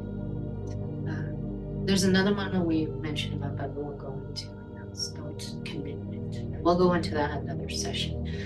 But when there's meaningfulness, experiencing who you really are, right? Then you feel that you're committed. You commit for your own self, why we're doing what we're doing. So that's why clarity actually, we talk about the power of clarity, the power of understanding, the power of experience. They come together because when you feel, and I'm sure you felt that, you feel, you didn't realize that love is really meaningful. There's a clarity, this is actually really full. When I've been really focusing a lot, just the experience of my natural nature as a soul, it increasingly becomes clear, this is me. And increasingly it's like at will, I can feel this feeling, and it's not falling asleep or anything. It's just, I can feel like, wow, it's such a beautiful feeling. It's like, that's all what we've been looking for. All of these qualities that you can learn to feel it at will. It's this, like, this is why this is priceless. You cannot charge for it. It's because it's yours. It's always been yours. The third one is the C is cumulative, meaning I need to accumulate the experience again and again. I need to accumulate practicing again and again. So as I was sharing earlier, while we're using this example, I'll recap of, take some time to choose one quality to experience again and again. Take, as I said, 2 minutes, 5 minutes a day. Find the same time in the day. I want to just really feel that quality of peace. And from there, I want to watch my thoughts. Watch my thoughts, watch what I see. So I feel like I'm a witness from the place where I feel very peaceful. If it's not peaceful, it's hard to do that. Your attention goes all over the place. Because if I'm saying the same time every day, you want to discover how that goes. Because sometimes it's like, oh, got nothing to do, it's nice. Sometimes you might be super busy. So you might want to do two things. Change that time to another time for that day, because it's just too much, you can't practice it. Or you can use it as a chance. Let's see how I do. Maybe I can't keep it for 5 minutes short. Best to just shorten it. Keep it to like 30 seconds. Keep it to like 10 seconds. But maybe try to keep it at that same time for that day. Not to judge yourself, it's just to use it as a chance to practice. But keep it at the same time and keep it short. Maybe 5 minutes is too long. Maybe just consistently every day, 2 minutes, the same time every day. And the reason why was just something I was learning today in class. Because someone had said to a senior student, saying, Daddy, why, Daddy means senior sister or elder sister in respect, why is it in the study where we're encouraged to practice for 1 minute? These drills, practice 1 minute, because we need to be this all the time throughout the day. Why 1 minute? And one of the senior students, Daddy, I'm not sure which Daddy it was, but she was saying, because what high quality you can experience in that 1 minute will last for an hour. If it is high quality, if you're aiming for high quality. If you're just aiming for, let me just experience peace all day long, but you're not aiming for high quality, it could be very diluted. You could be, the way you're doing it is not, you're not really aiming for something very powerful and meaningful. But when you have high quality, you are training yourself to really accumulate power, the real experience of who you are. And I was talking to someone who was a fitness instructor, a student in the study who was also a fitness instructor. And one of the things that she's learned while being a Raj Yoga student while doing fitness a lot of the physical exercises that they do in rehabilitation, if you are doing it properly, that physical exercise, you actually don't have to do a lot of reps. Now they talk about reps and sets, right? You only have to do a couple of them if you're doing it right. And you would be able to strengthen whatever part of that body. You only have to do a few. You don't have to do like 20, 30, 40. It's actually wrong education that, you know, physiotherapists and fitness instructors and fitness places are telling people you don't have to do all if you're doing it. So this is the piece that we're also mentioning. It's just here's just one example of one thing that you could do.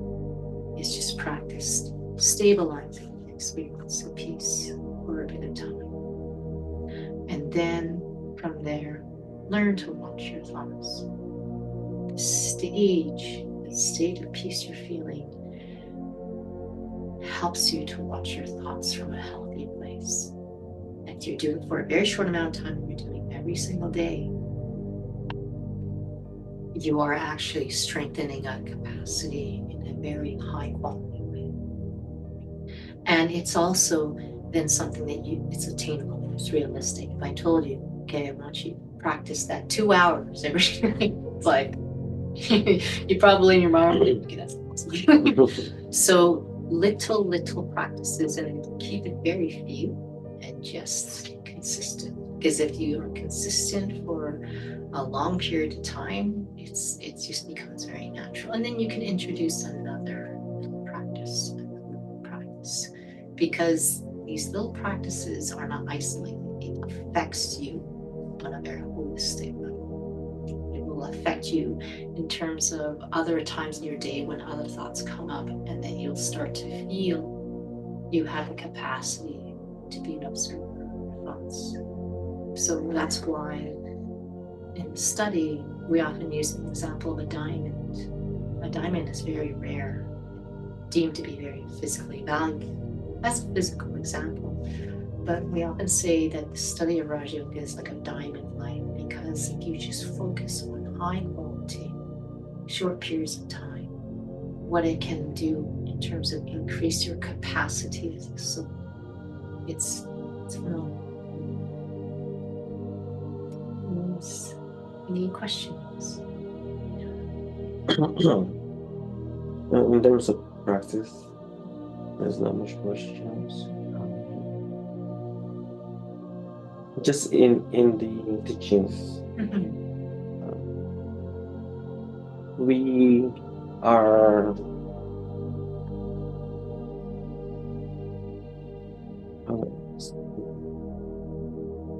we don't want happiness all the time, do we? Or like, do we want 24 hours? What do you? I guess the answer comes from what do you feel? Because it starts to bring up, and I mean this in a good way. What's driving the question? I believe happiness is like a flower.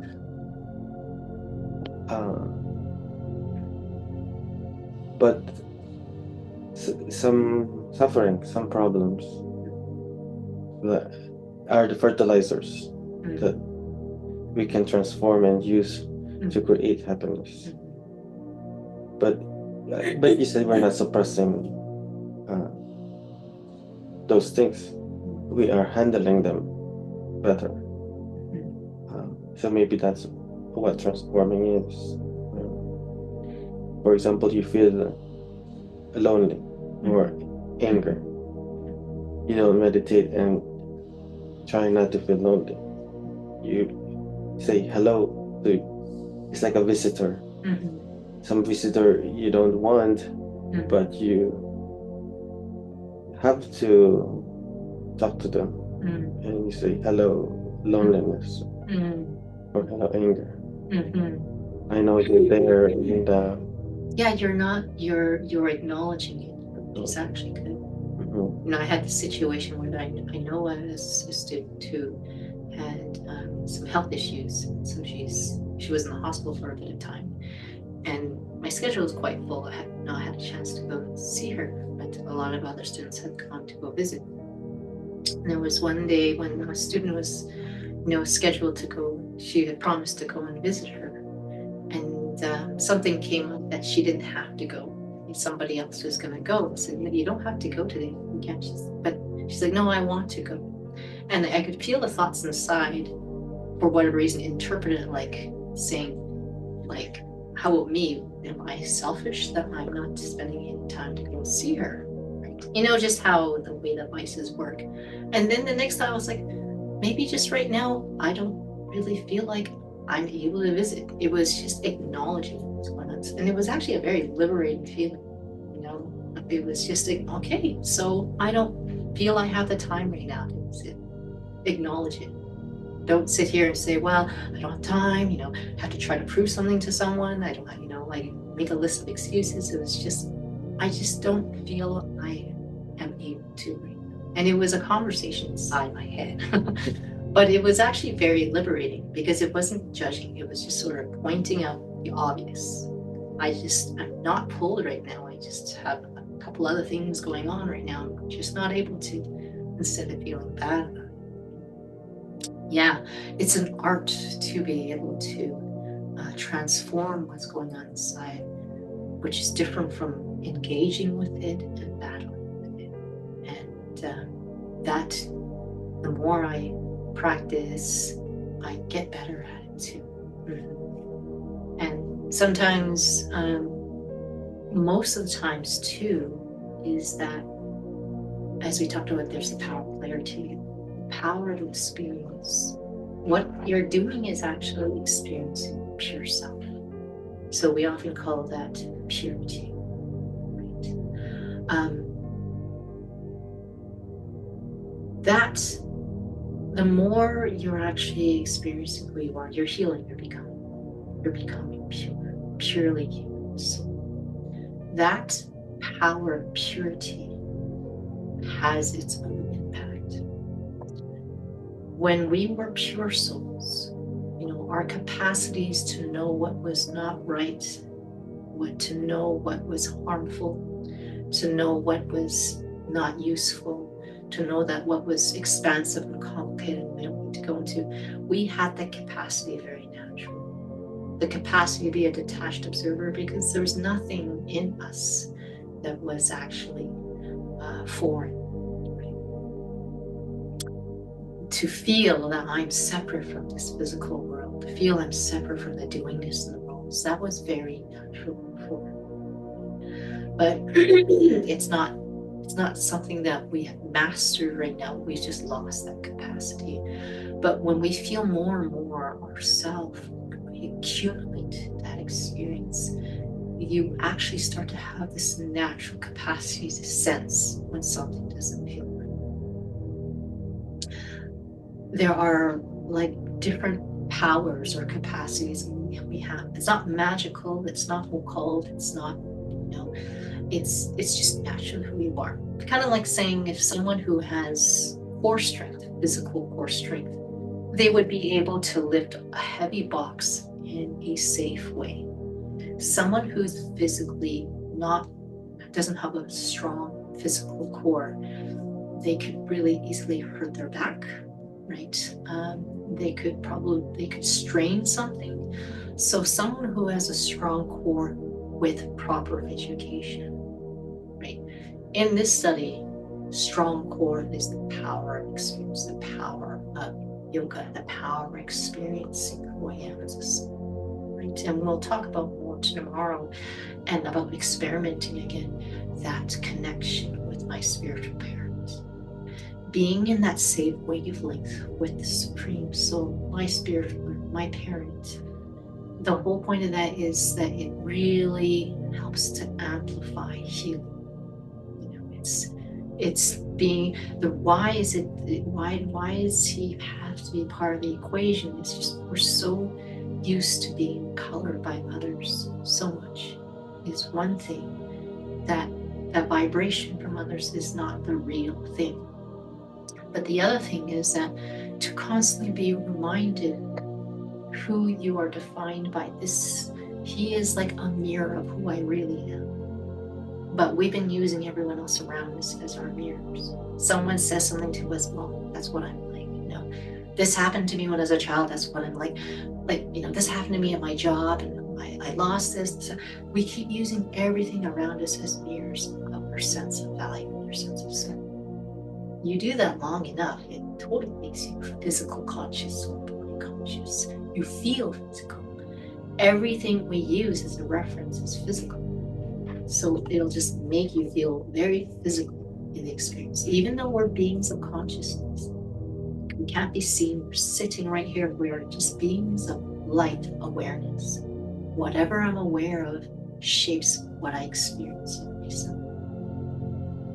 I'm connecting constantly with everything physical. Through time, I may be a soul in the body, but I feel like I'm completely enmeshed, entrapped. You know, that's my only experience I have. I am separate. I am an incorporeal, non-physical, eternal, immortal being. But if that's not my feeling, it's not my awareness, it's not my reality, you know, for all purposes, it's not real. I think in order to experience the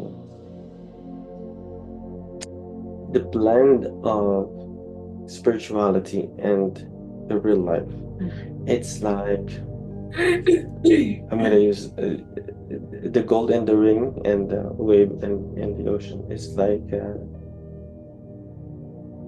there is a ring, there's a necklace, and there's a bracelet that's all made of gold. And the small ring is saying, there's the reality in me that is a gold. But he or she is having a problem that, oh, I'm just a small ring, and I'm having a problem with all these bracelets that are all this. And then he keeps on reminding himself that he is a gold. But what I should say to him is that you as a ring is already a gold. You're a gold through and through. The wave, he may say, there's this reality that doesn't die. When you hit the rock, there's a reality in you that doesn't die, which is the water. So he doesn't need to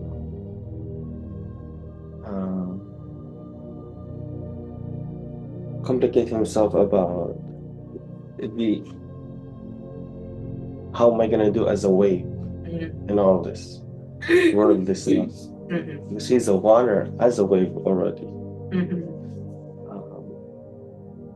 So I think you can blend the real world as your spirituality if you realize that as a body you can be a body, you can have toothache,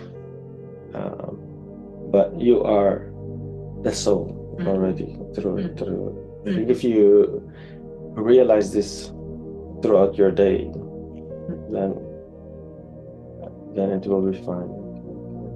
Yeah, this whole thing, one of my favorite words or qualities or intentions in the study is integration. Is to feel I'm a soul while I'm in physical. And that makes me very happy. And I feel that would make others happy too, in terms of for them to feel they are a soul, because it basically means you hold the reality of being a soul whilst in the physical world. And you were saying, you know, how do I want to feel happiness 24/7? You know, and part about, you know, I have this ice cream, I know it's impermanent, right? It's actually in the middle of the old, knowing old experiences to feel real is what makes us happy. It's because we feel the contrast. If you're going to have a conversation when we're pure and, there was no experience, yeah, but it's not exciting. But we've had that experience. We've had a journey as souls where there was a pure time in our journey. For several births, we took rebirth, slowly getting, and this will be Raja Yoga 2. What you took was Foundations was Raja Yoga 1. We're doing Raja Yoga experiments, more about just experiencing who we really are. There's no point in going to Raja Yoga 2 until I'm really just getting a grasp of experiencing me. Raja Yoga 2 is looking at your history as a soul. That as a soul, you actually have a journey that's a cycle. But in your journey, every soul's journey, there's a time as a soul they're pure, whilst in the body. And the body is pure too. The body is a reflection of me, the soul. And the body is actually like blended in the sense that I'm integrated. I'm aware I'm a soul, I'm in the body, but I'm not defined by the body. Happiness. But at that time, you're not treasuring anything because there's no contrast. But that time, actually, there's how did I get that way? It's just something must have happened to me in my previous birth to get that way. Like I've had to, I just didn't just emerge out of nowhere. I'm eternal. So how is it that we are, our pure selves? What happens in my journey? When I take rebirth, I lose myself. Then I'll have a lived experience that becomes very physical where I start to feel loss and sorrow. But then there's some transition that has to happen in between. So we'll talk about that more in Raja Yoga too. But right now it's just like I remember learning in nursing school. The first thing we learned was know what normal looks like. If you don't know what a normal hand looks like, a normal, body looks like, when you see someone who comes to you when they are ill, you need to be able to know the contrast between the two.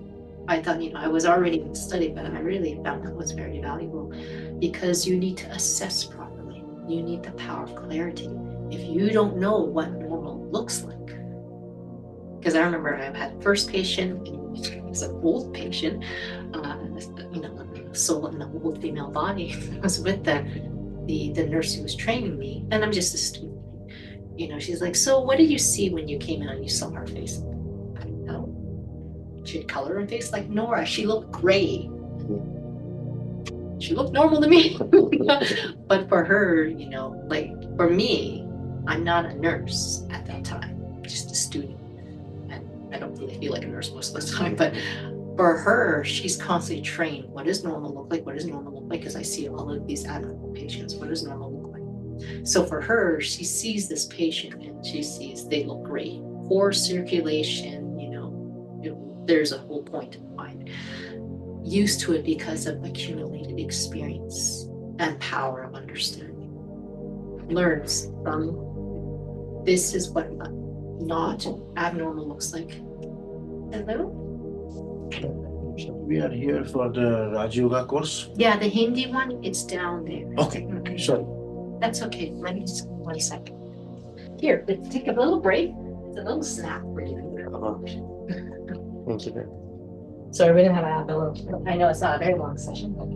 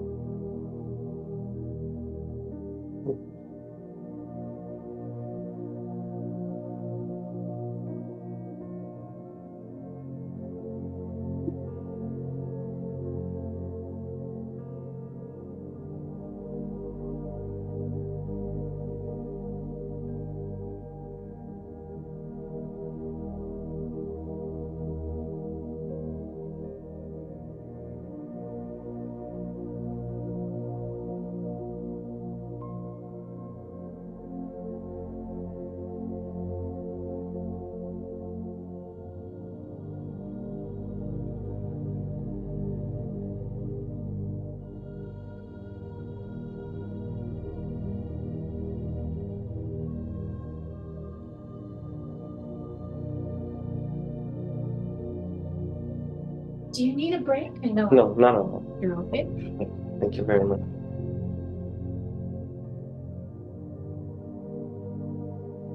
So perhaps maybe we'll close with a little experience, but maybe we can take a bit of time for questions. Yes. Mhm.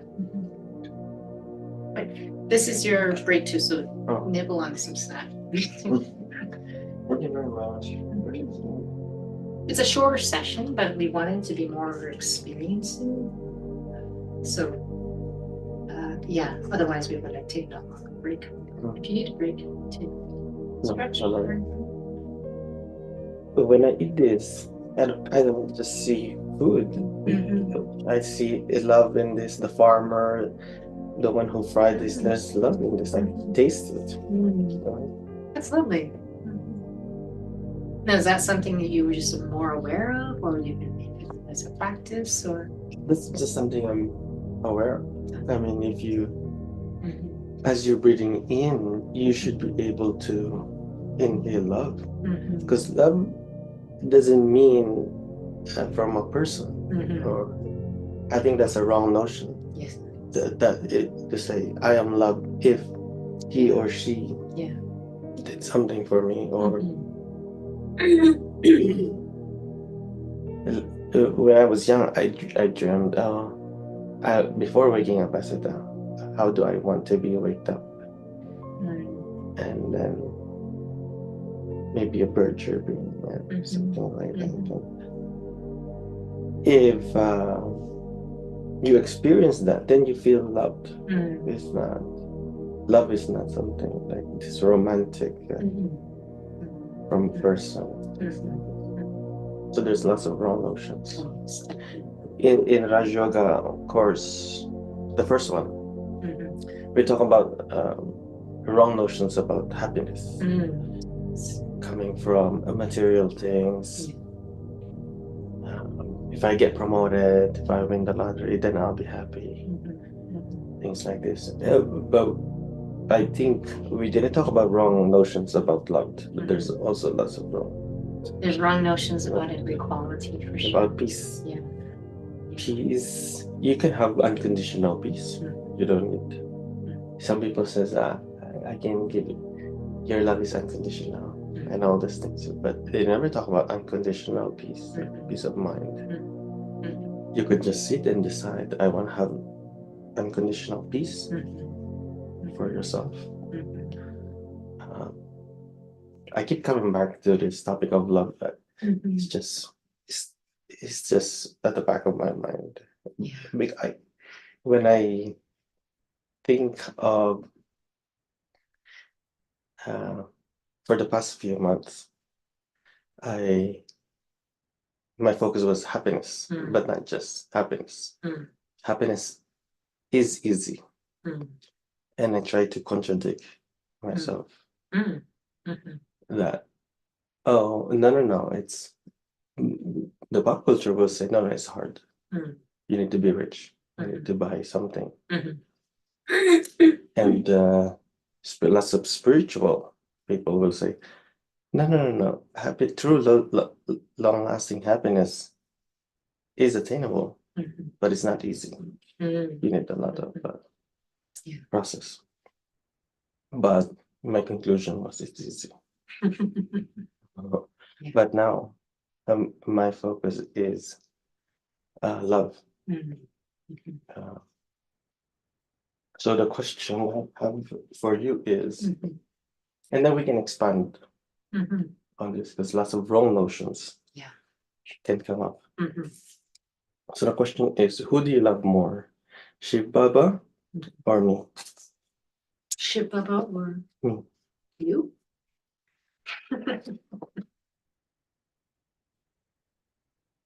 You're gonna say from the heart, from Shiv Baba.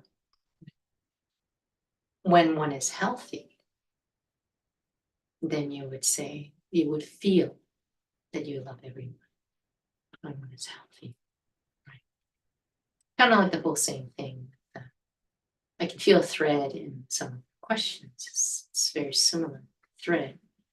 It's the whole thing again with it's true. the ice cream isn't permanent. It's true that I can enjoy it knowing that it is going to go away. But I have to also be cognizant of where I am at. Everyone is that we're in a place where we're not healthy. If I am a pure soul, which I find that quite interesting, I think the ring and it's gold, it just needs to, it's not even believe, it needs to realize it's gold. It needs to stop comparing itself to the bracelet and the necklace and the size and everything, right?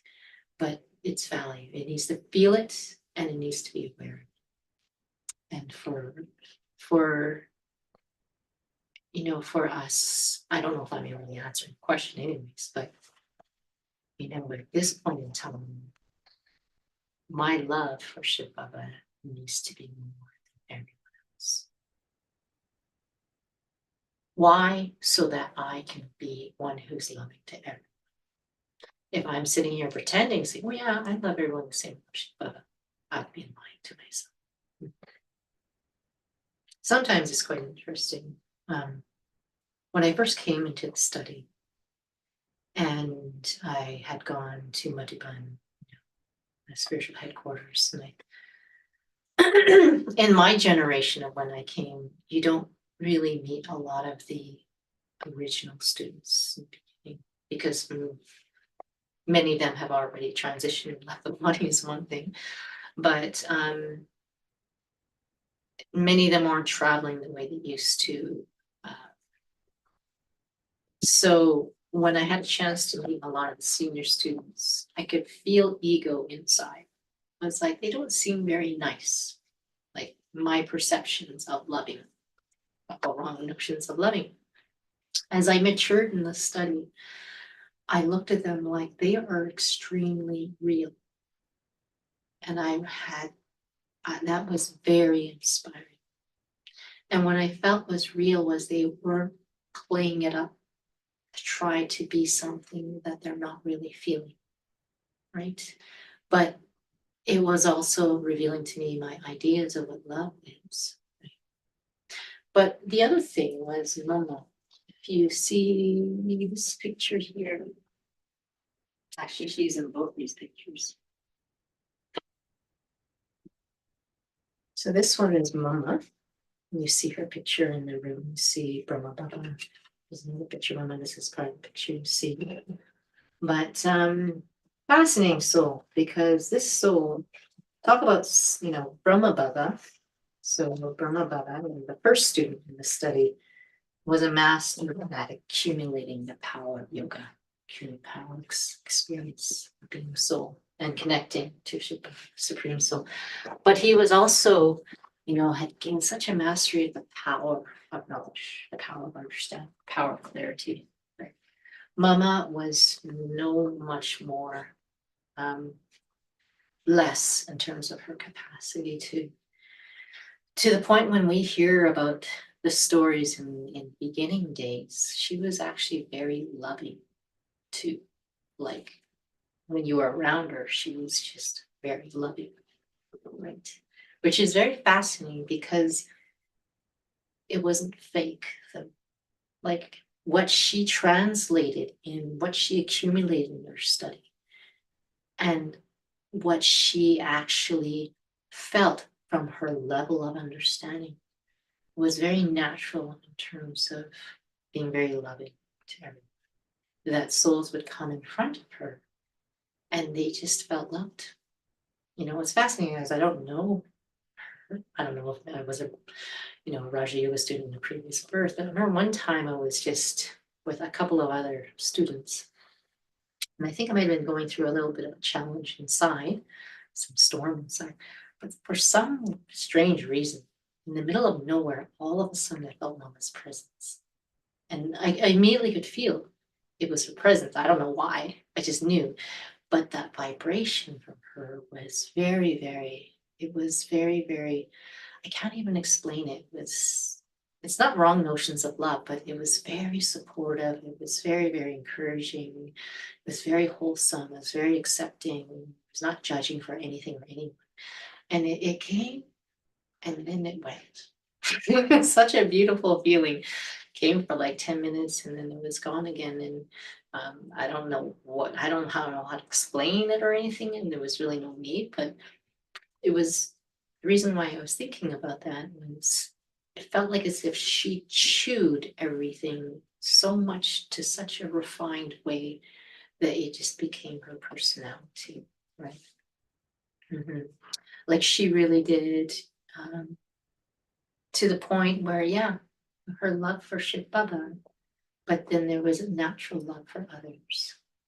In the study, we often say loving and detached. You may have heard that. But what the clarity is that I'm loving to Baba and detached from everyone. So that it enables you to naturally be loving to others in the sense you're not having to be loving to them, but what flows from you because of love with him is that others will feel love from you. They will feel you belong to them, they belong to you because of the aftermath of being filled from him. I'm not sure if that. It makes total sense. You loving Shiv Baba and taking care of yourself is loving everyone else. Yeah, because that love that has no conditions, because you're not doing anything for others. Yeah. What has happened is when we become empty, we are loving to others, but a lot of times we're doing that because there's a memory. I have a loving nature, but it's very, very laborious. It's laborious. It drains us. It's not that we're not loving beings. We just are not. We're not healthy to be. We're not full to be that. So we've done that for so many births that we don't realize when we come into the study we could still be doing that. We don't even know we're doing that. You know, I was quite recently noticed I was doing that. It was like a shock. I didn't realize how much we could try to be thinking ourselves our way to being kind to others. Because what I sensed when I was talking about the senior students, what I felt from them was that their vibration was very real. They didn't have to try. The reason why then it becomes unconditional, because if your anchor is with Baba, Shiv Baba, you're filling with him. He doesn't need anything from you, right? When you're filling for him and it's accurate, because his love is pure, it will purify you. So who you are becomes pure. So what comes from you will just come from you. Not for someone, it just comes from you. Like the sun. The sun is not shining like the sun and not others. It's just shining because it's shining. Lighthouse. Lighthouse shines because it's what it does. That's what it means to learn to really be soul conscious. Yeah, absolutely. When you're around Baba, he just shines. He's just pure. He doesn't favor anyone because he actually does not have the capacity. It's just not, he just has no vice because he doesn't become limited, not body conscious. So it sounds like, like, oh my gosh, I have to really focus on that. And that's what it's going to lead to. It's obvious to us enough, if you've gone on an airplane, and they always say, put on that oxygen mask before you put it on someone else. We hear it. Will we do it? May not necessarily do it. You always say, take care of yourself before you take care of the rest of the people in your family or whatever. There's, as a nurse, take care of yourself and you can take care of it. We hear that all the time. But what always gets in the way is ego and desires. And they're connected. Ego and desires is about identity. Is that there is a memory, but I am good. I am giving. I am loving. Now that's this pure memory of the self. That's who I am. But ego, when it comes in, when there's a cry, I want to be seen as loving too. I want to be appreciated for being loving. That's the lack of self-worth, lack of self-love. Now it's always a constant proving to others. So it's a show to myself and others, and it's not meant to be manipulation. It's actually a cry for value. Right? So desires, that and all the vices are connected somehow to each other. No need to figure it out. But it's the more I actually experience who I am, I start to feel the sensitivity. Oh, I can tell what's driving this. It's because the more you feel who you are, anything foreign that starts to drive it, you'll detect it. Kind of like if this room right now, it's pretty messy, right?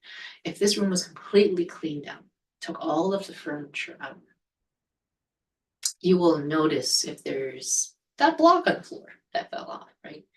Room's so messy right now, it's just another piece of everything else is on the floor. You can't see when there's something there that shouldn't be there. When the room is spotless, let's say it's marble white floor, cleaned, polished, you'll notice, oh, that red thing should be there, that little red cloth. But if that floor is filled with a bunch of stuff, it's like the same piece of furniture as everything else in the room. So how do I have that capacity?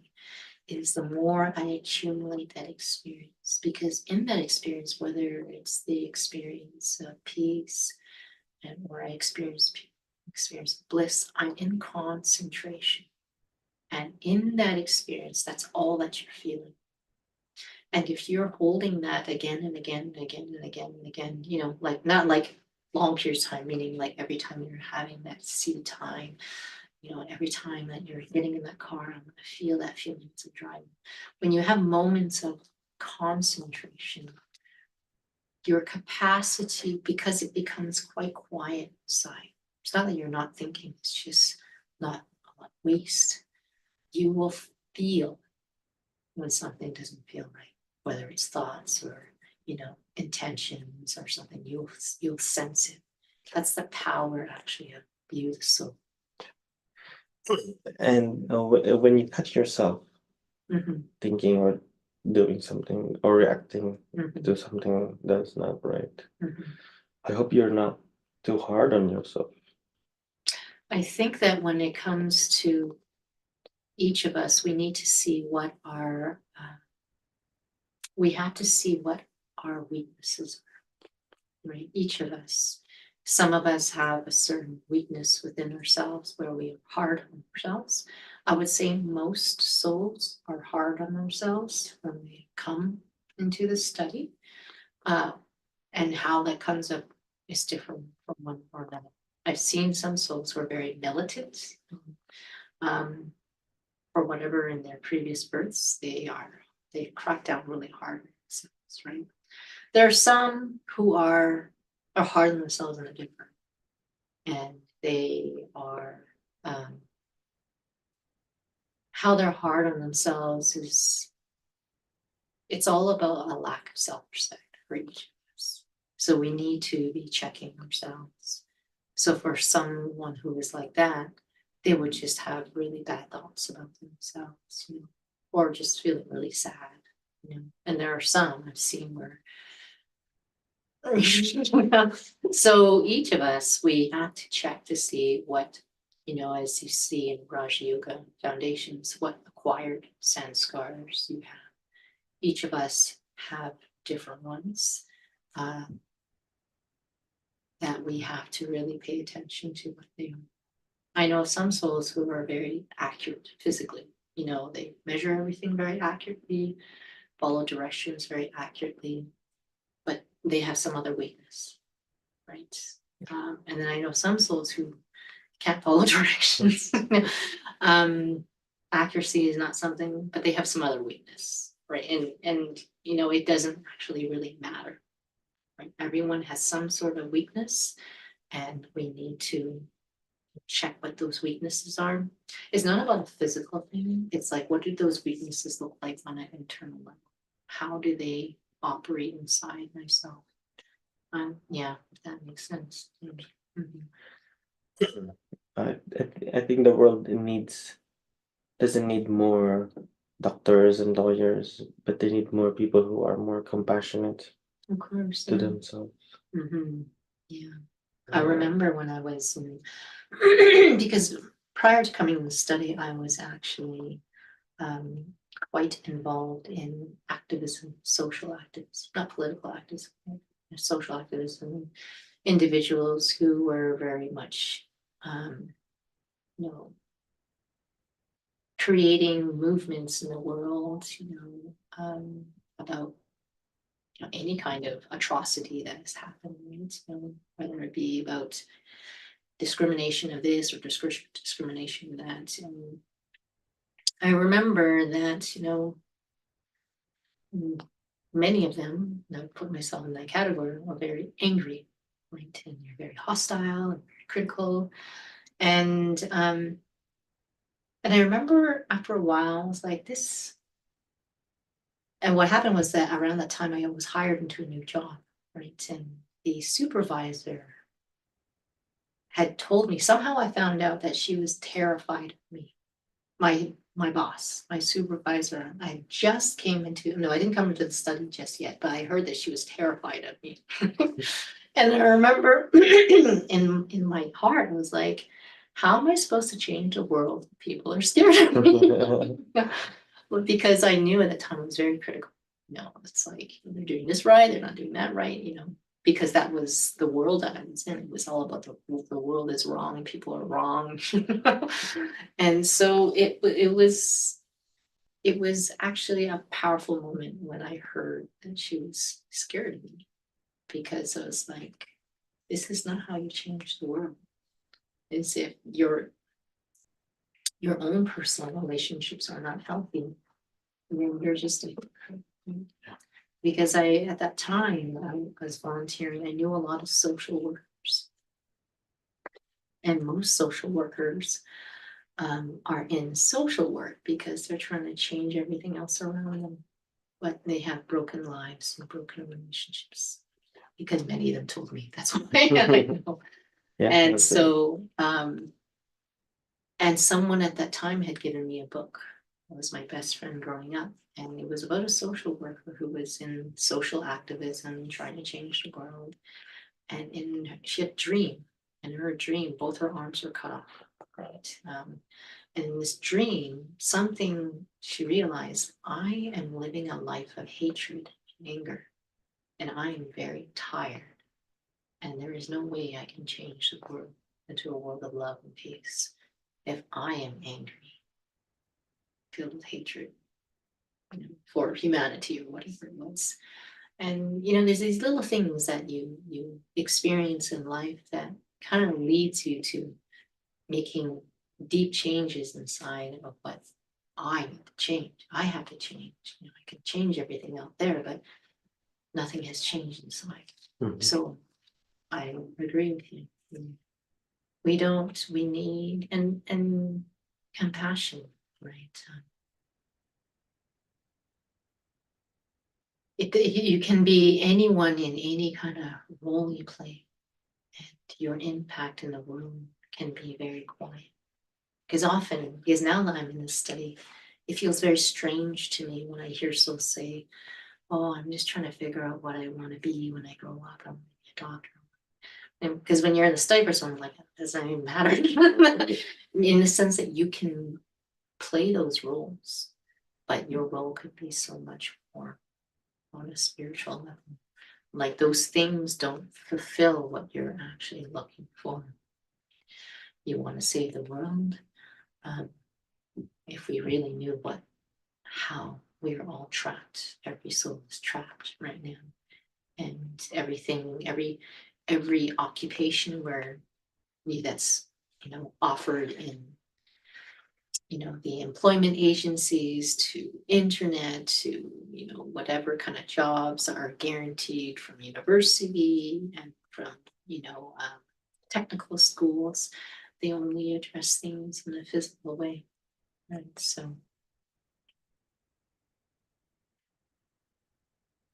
so any other question. So tomorrow we will focus, still looking at the experiences, but the aim was to really, focus on experience so that when you have moments to practice when you're seated or through the day, it's really aiming for quality and aiming to keep it simple, right?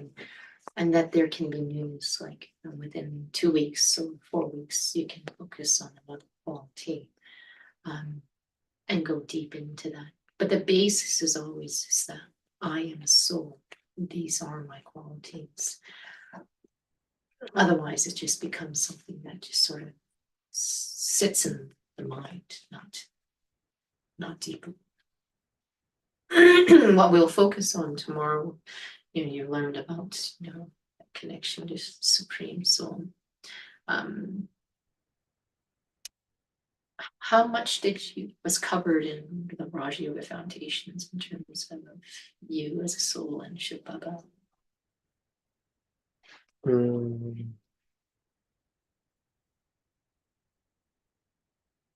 We talk about sanskars and intellect and a little bit of a karma. Yeah. And how about connection to Shiv Baba? Just the meditation, set up and things like that. And connecting. Yeah. And how is that for you, connecting? That's good. To Shiv Baba connection? Okay. So yeah, tomorrow again we'll focus on, we haven't talked about the fourth C, which is care. But we'll share more about that tomorrow. But we'll really again focus on connection and yoga. And again, bringing some examples of something that you can take to practice on sort of a daily basis. And then moving forward, if you want to move forward, if it's not with me,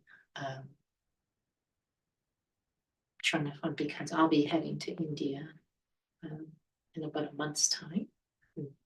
But maybe it gives you a chance to practice first, and it would be nice to go to like what some of the, a bit more in terms of daily practice. When I mean that, like as we talked about, starting the morning with a meditation, ending the day with meditation.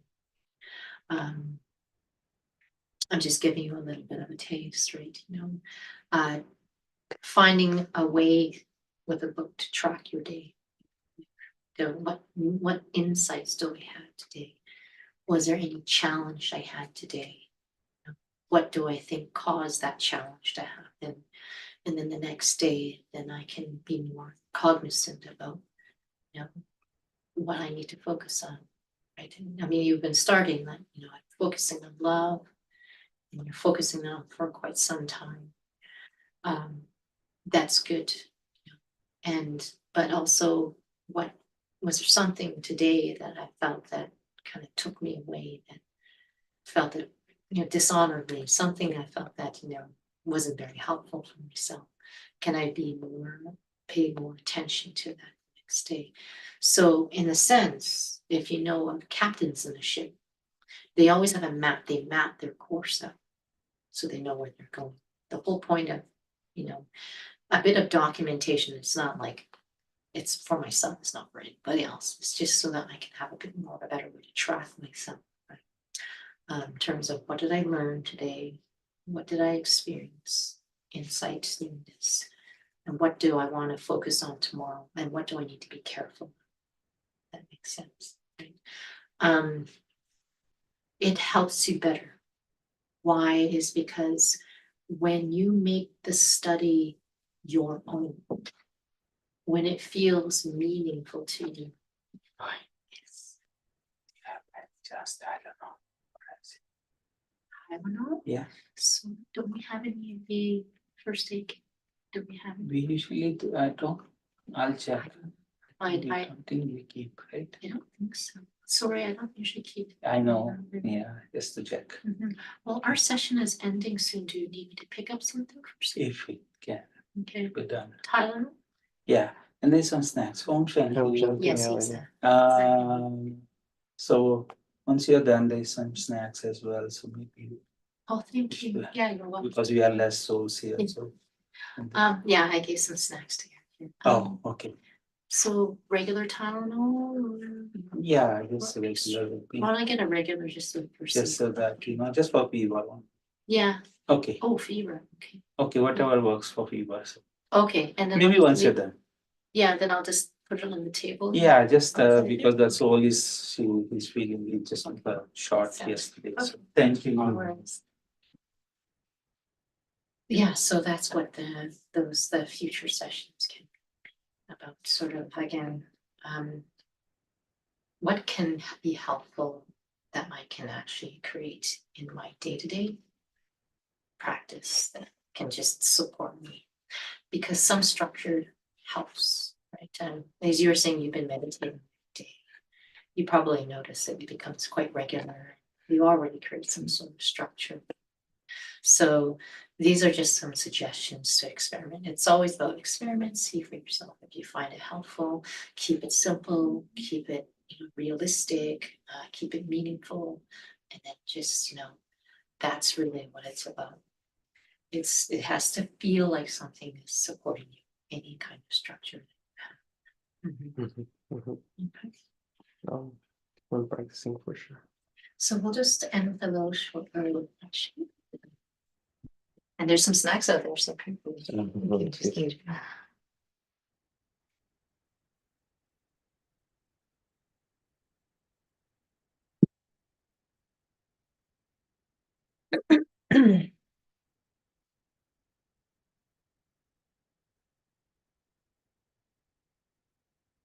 The power of our thoughts.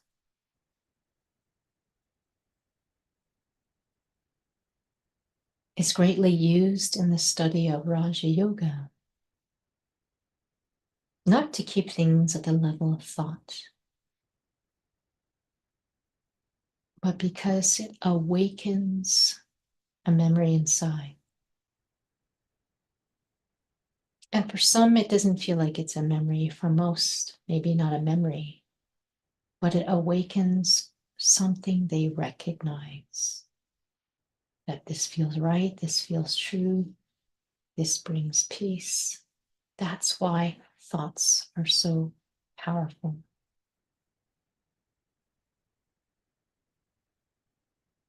So when I remind myself, I am a soul, my real nature is peace, my real nature is love, my real nature is lightness.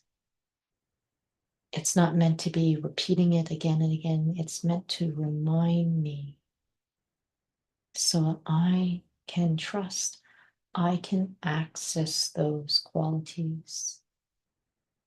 I can feel those qualities.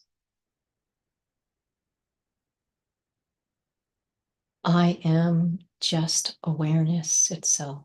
I am consciousness. And it is however I have defined myself that determines what I feel.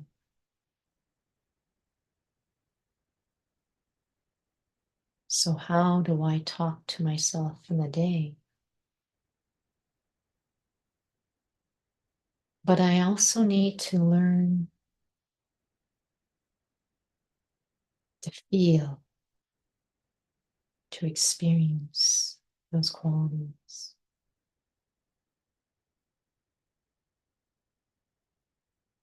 Being aware I am the being. I am a soul. I'm a guest. If I practice enough, in just a few thoughts, I can experience that memory. I can remember I am a soul. Feel that. Feel that my true nature is pure. This feeling of being still and calm is my true nature.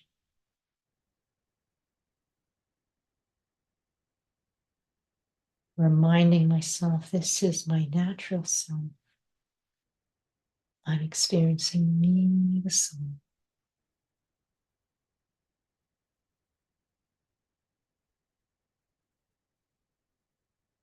And feeling me, the soul, has nothing to do with any distractions around me, what I see through the eyes, what I hear through the ears. Doesn't change that I can feel and be aware of who I am.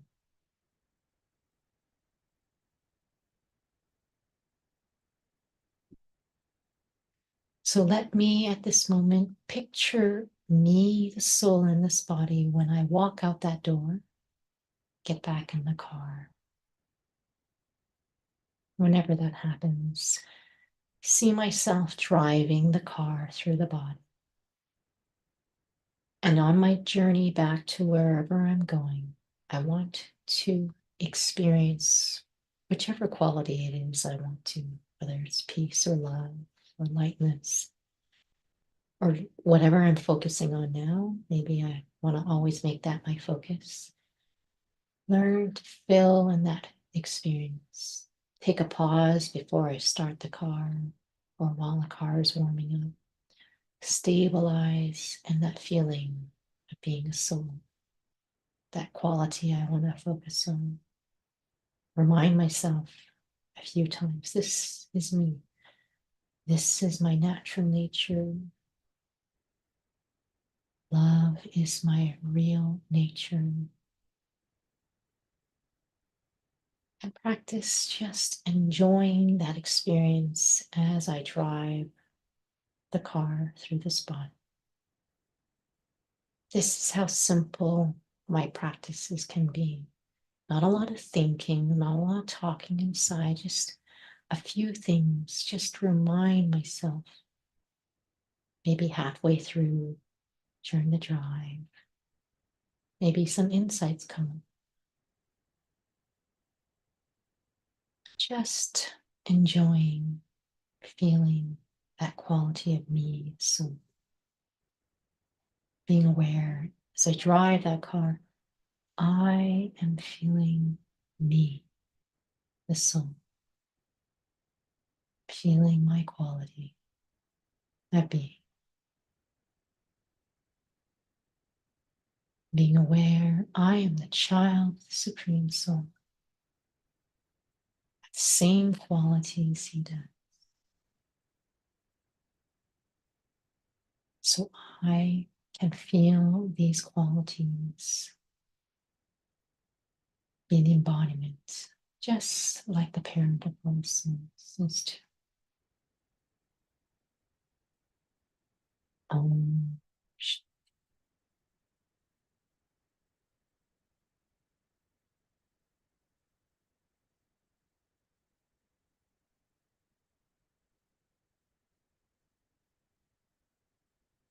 So chance to practice. Yeah. And when it's very fulfilling, it's very naturally very still and enjoying. And you just end up speaking less. You just become more attentive. Asking someone to try to speak less and be attentive and watch your thoughts without actually being in the experience themselves is where the suppression and the repression comes from. Why focusing on really feeling the quality of me? And for some, it just takes time, challenging struggles, falling asleep takes time. But spending time on the foundations is so important because it's an illusion. Oh, I'm advancing, learning more information, but accumulating. So cumulative, you are gaining power, gaining purity, gaining happiness. You're not directly focusing on happiness, but it's actually filling with all the different qualities. You focus on one quality, it will automatically connect to the rest of them. Okay. And the qualities are related, bliss, knowledge, and wisdom. Yeah. They're all related to purity. Yeah. Basically, purity is the seed. And I don't mean like a concept, meaning is that your nature is purely that you're a soul. That's what I'm saying.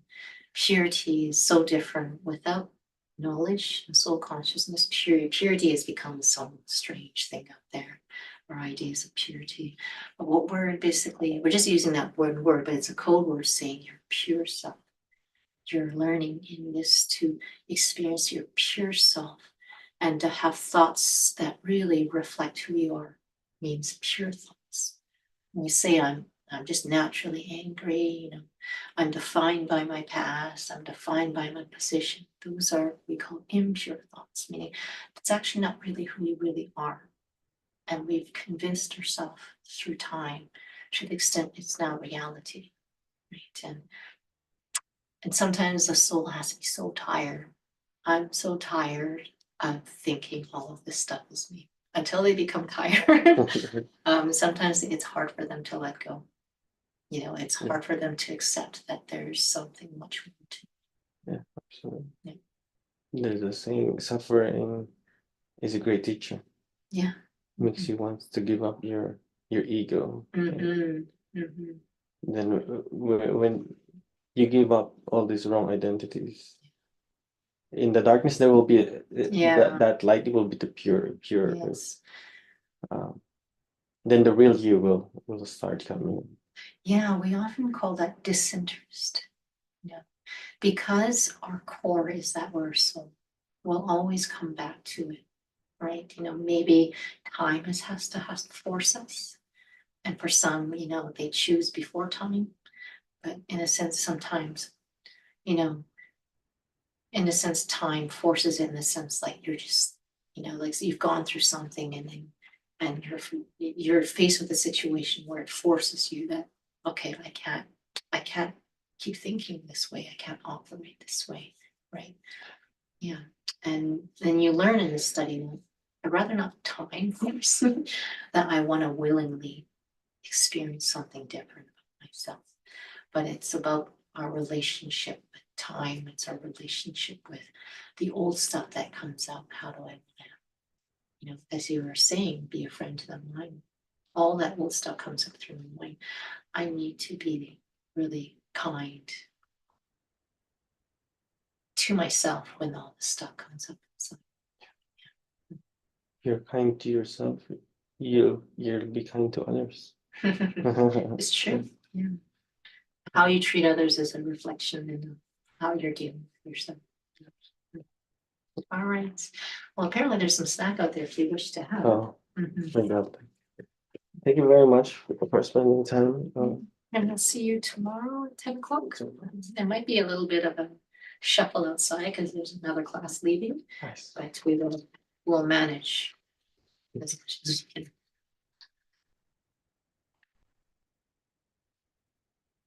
Do you want me to help wrap that up? We'll put that in the day. Oh, yes, please.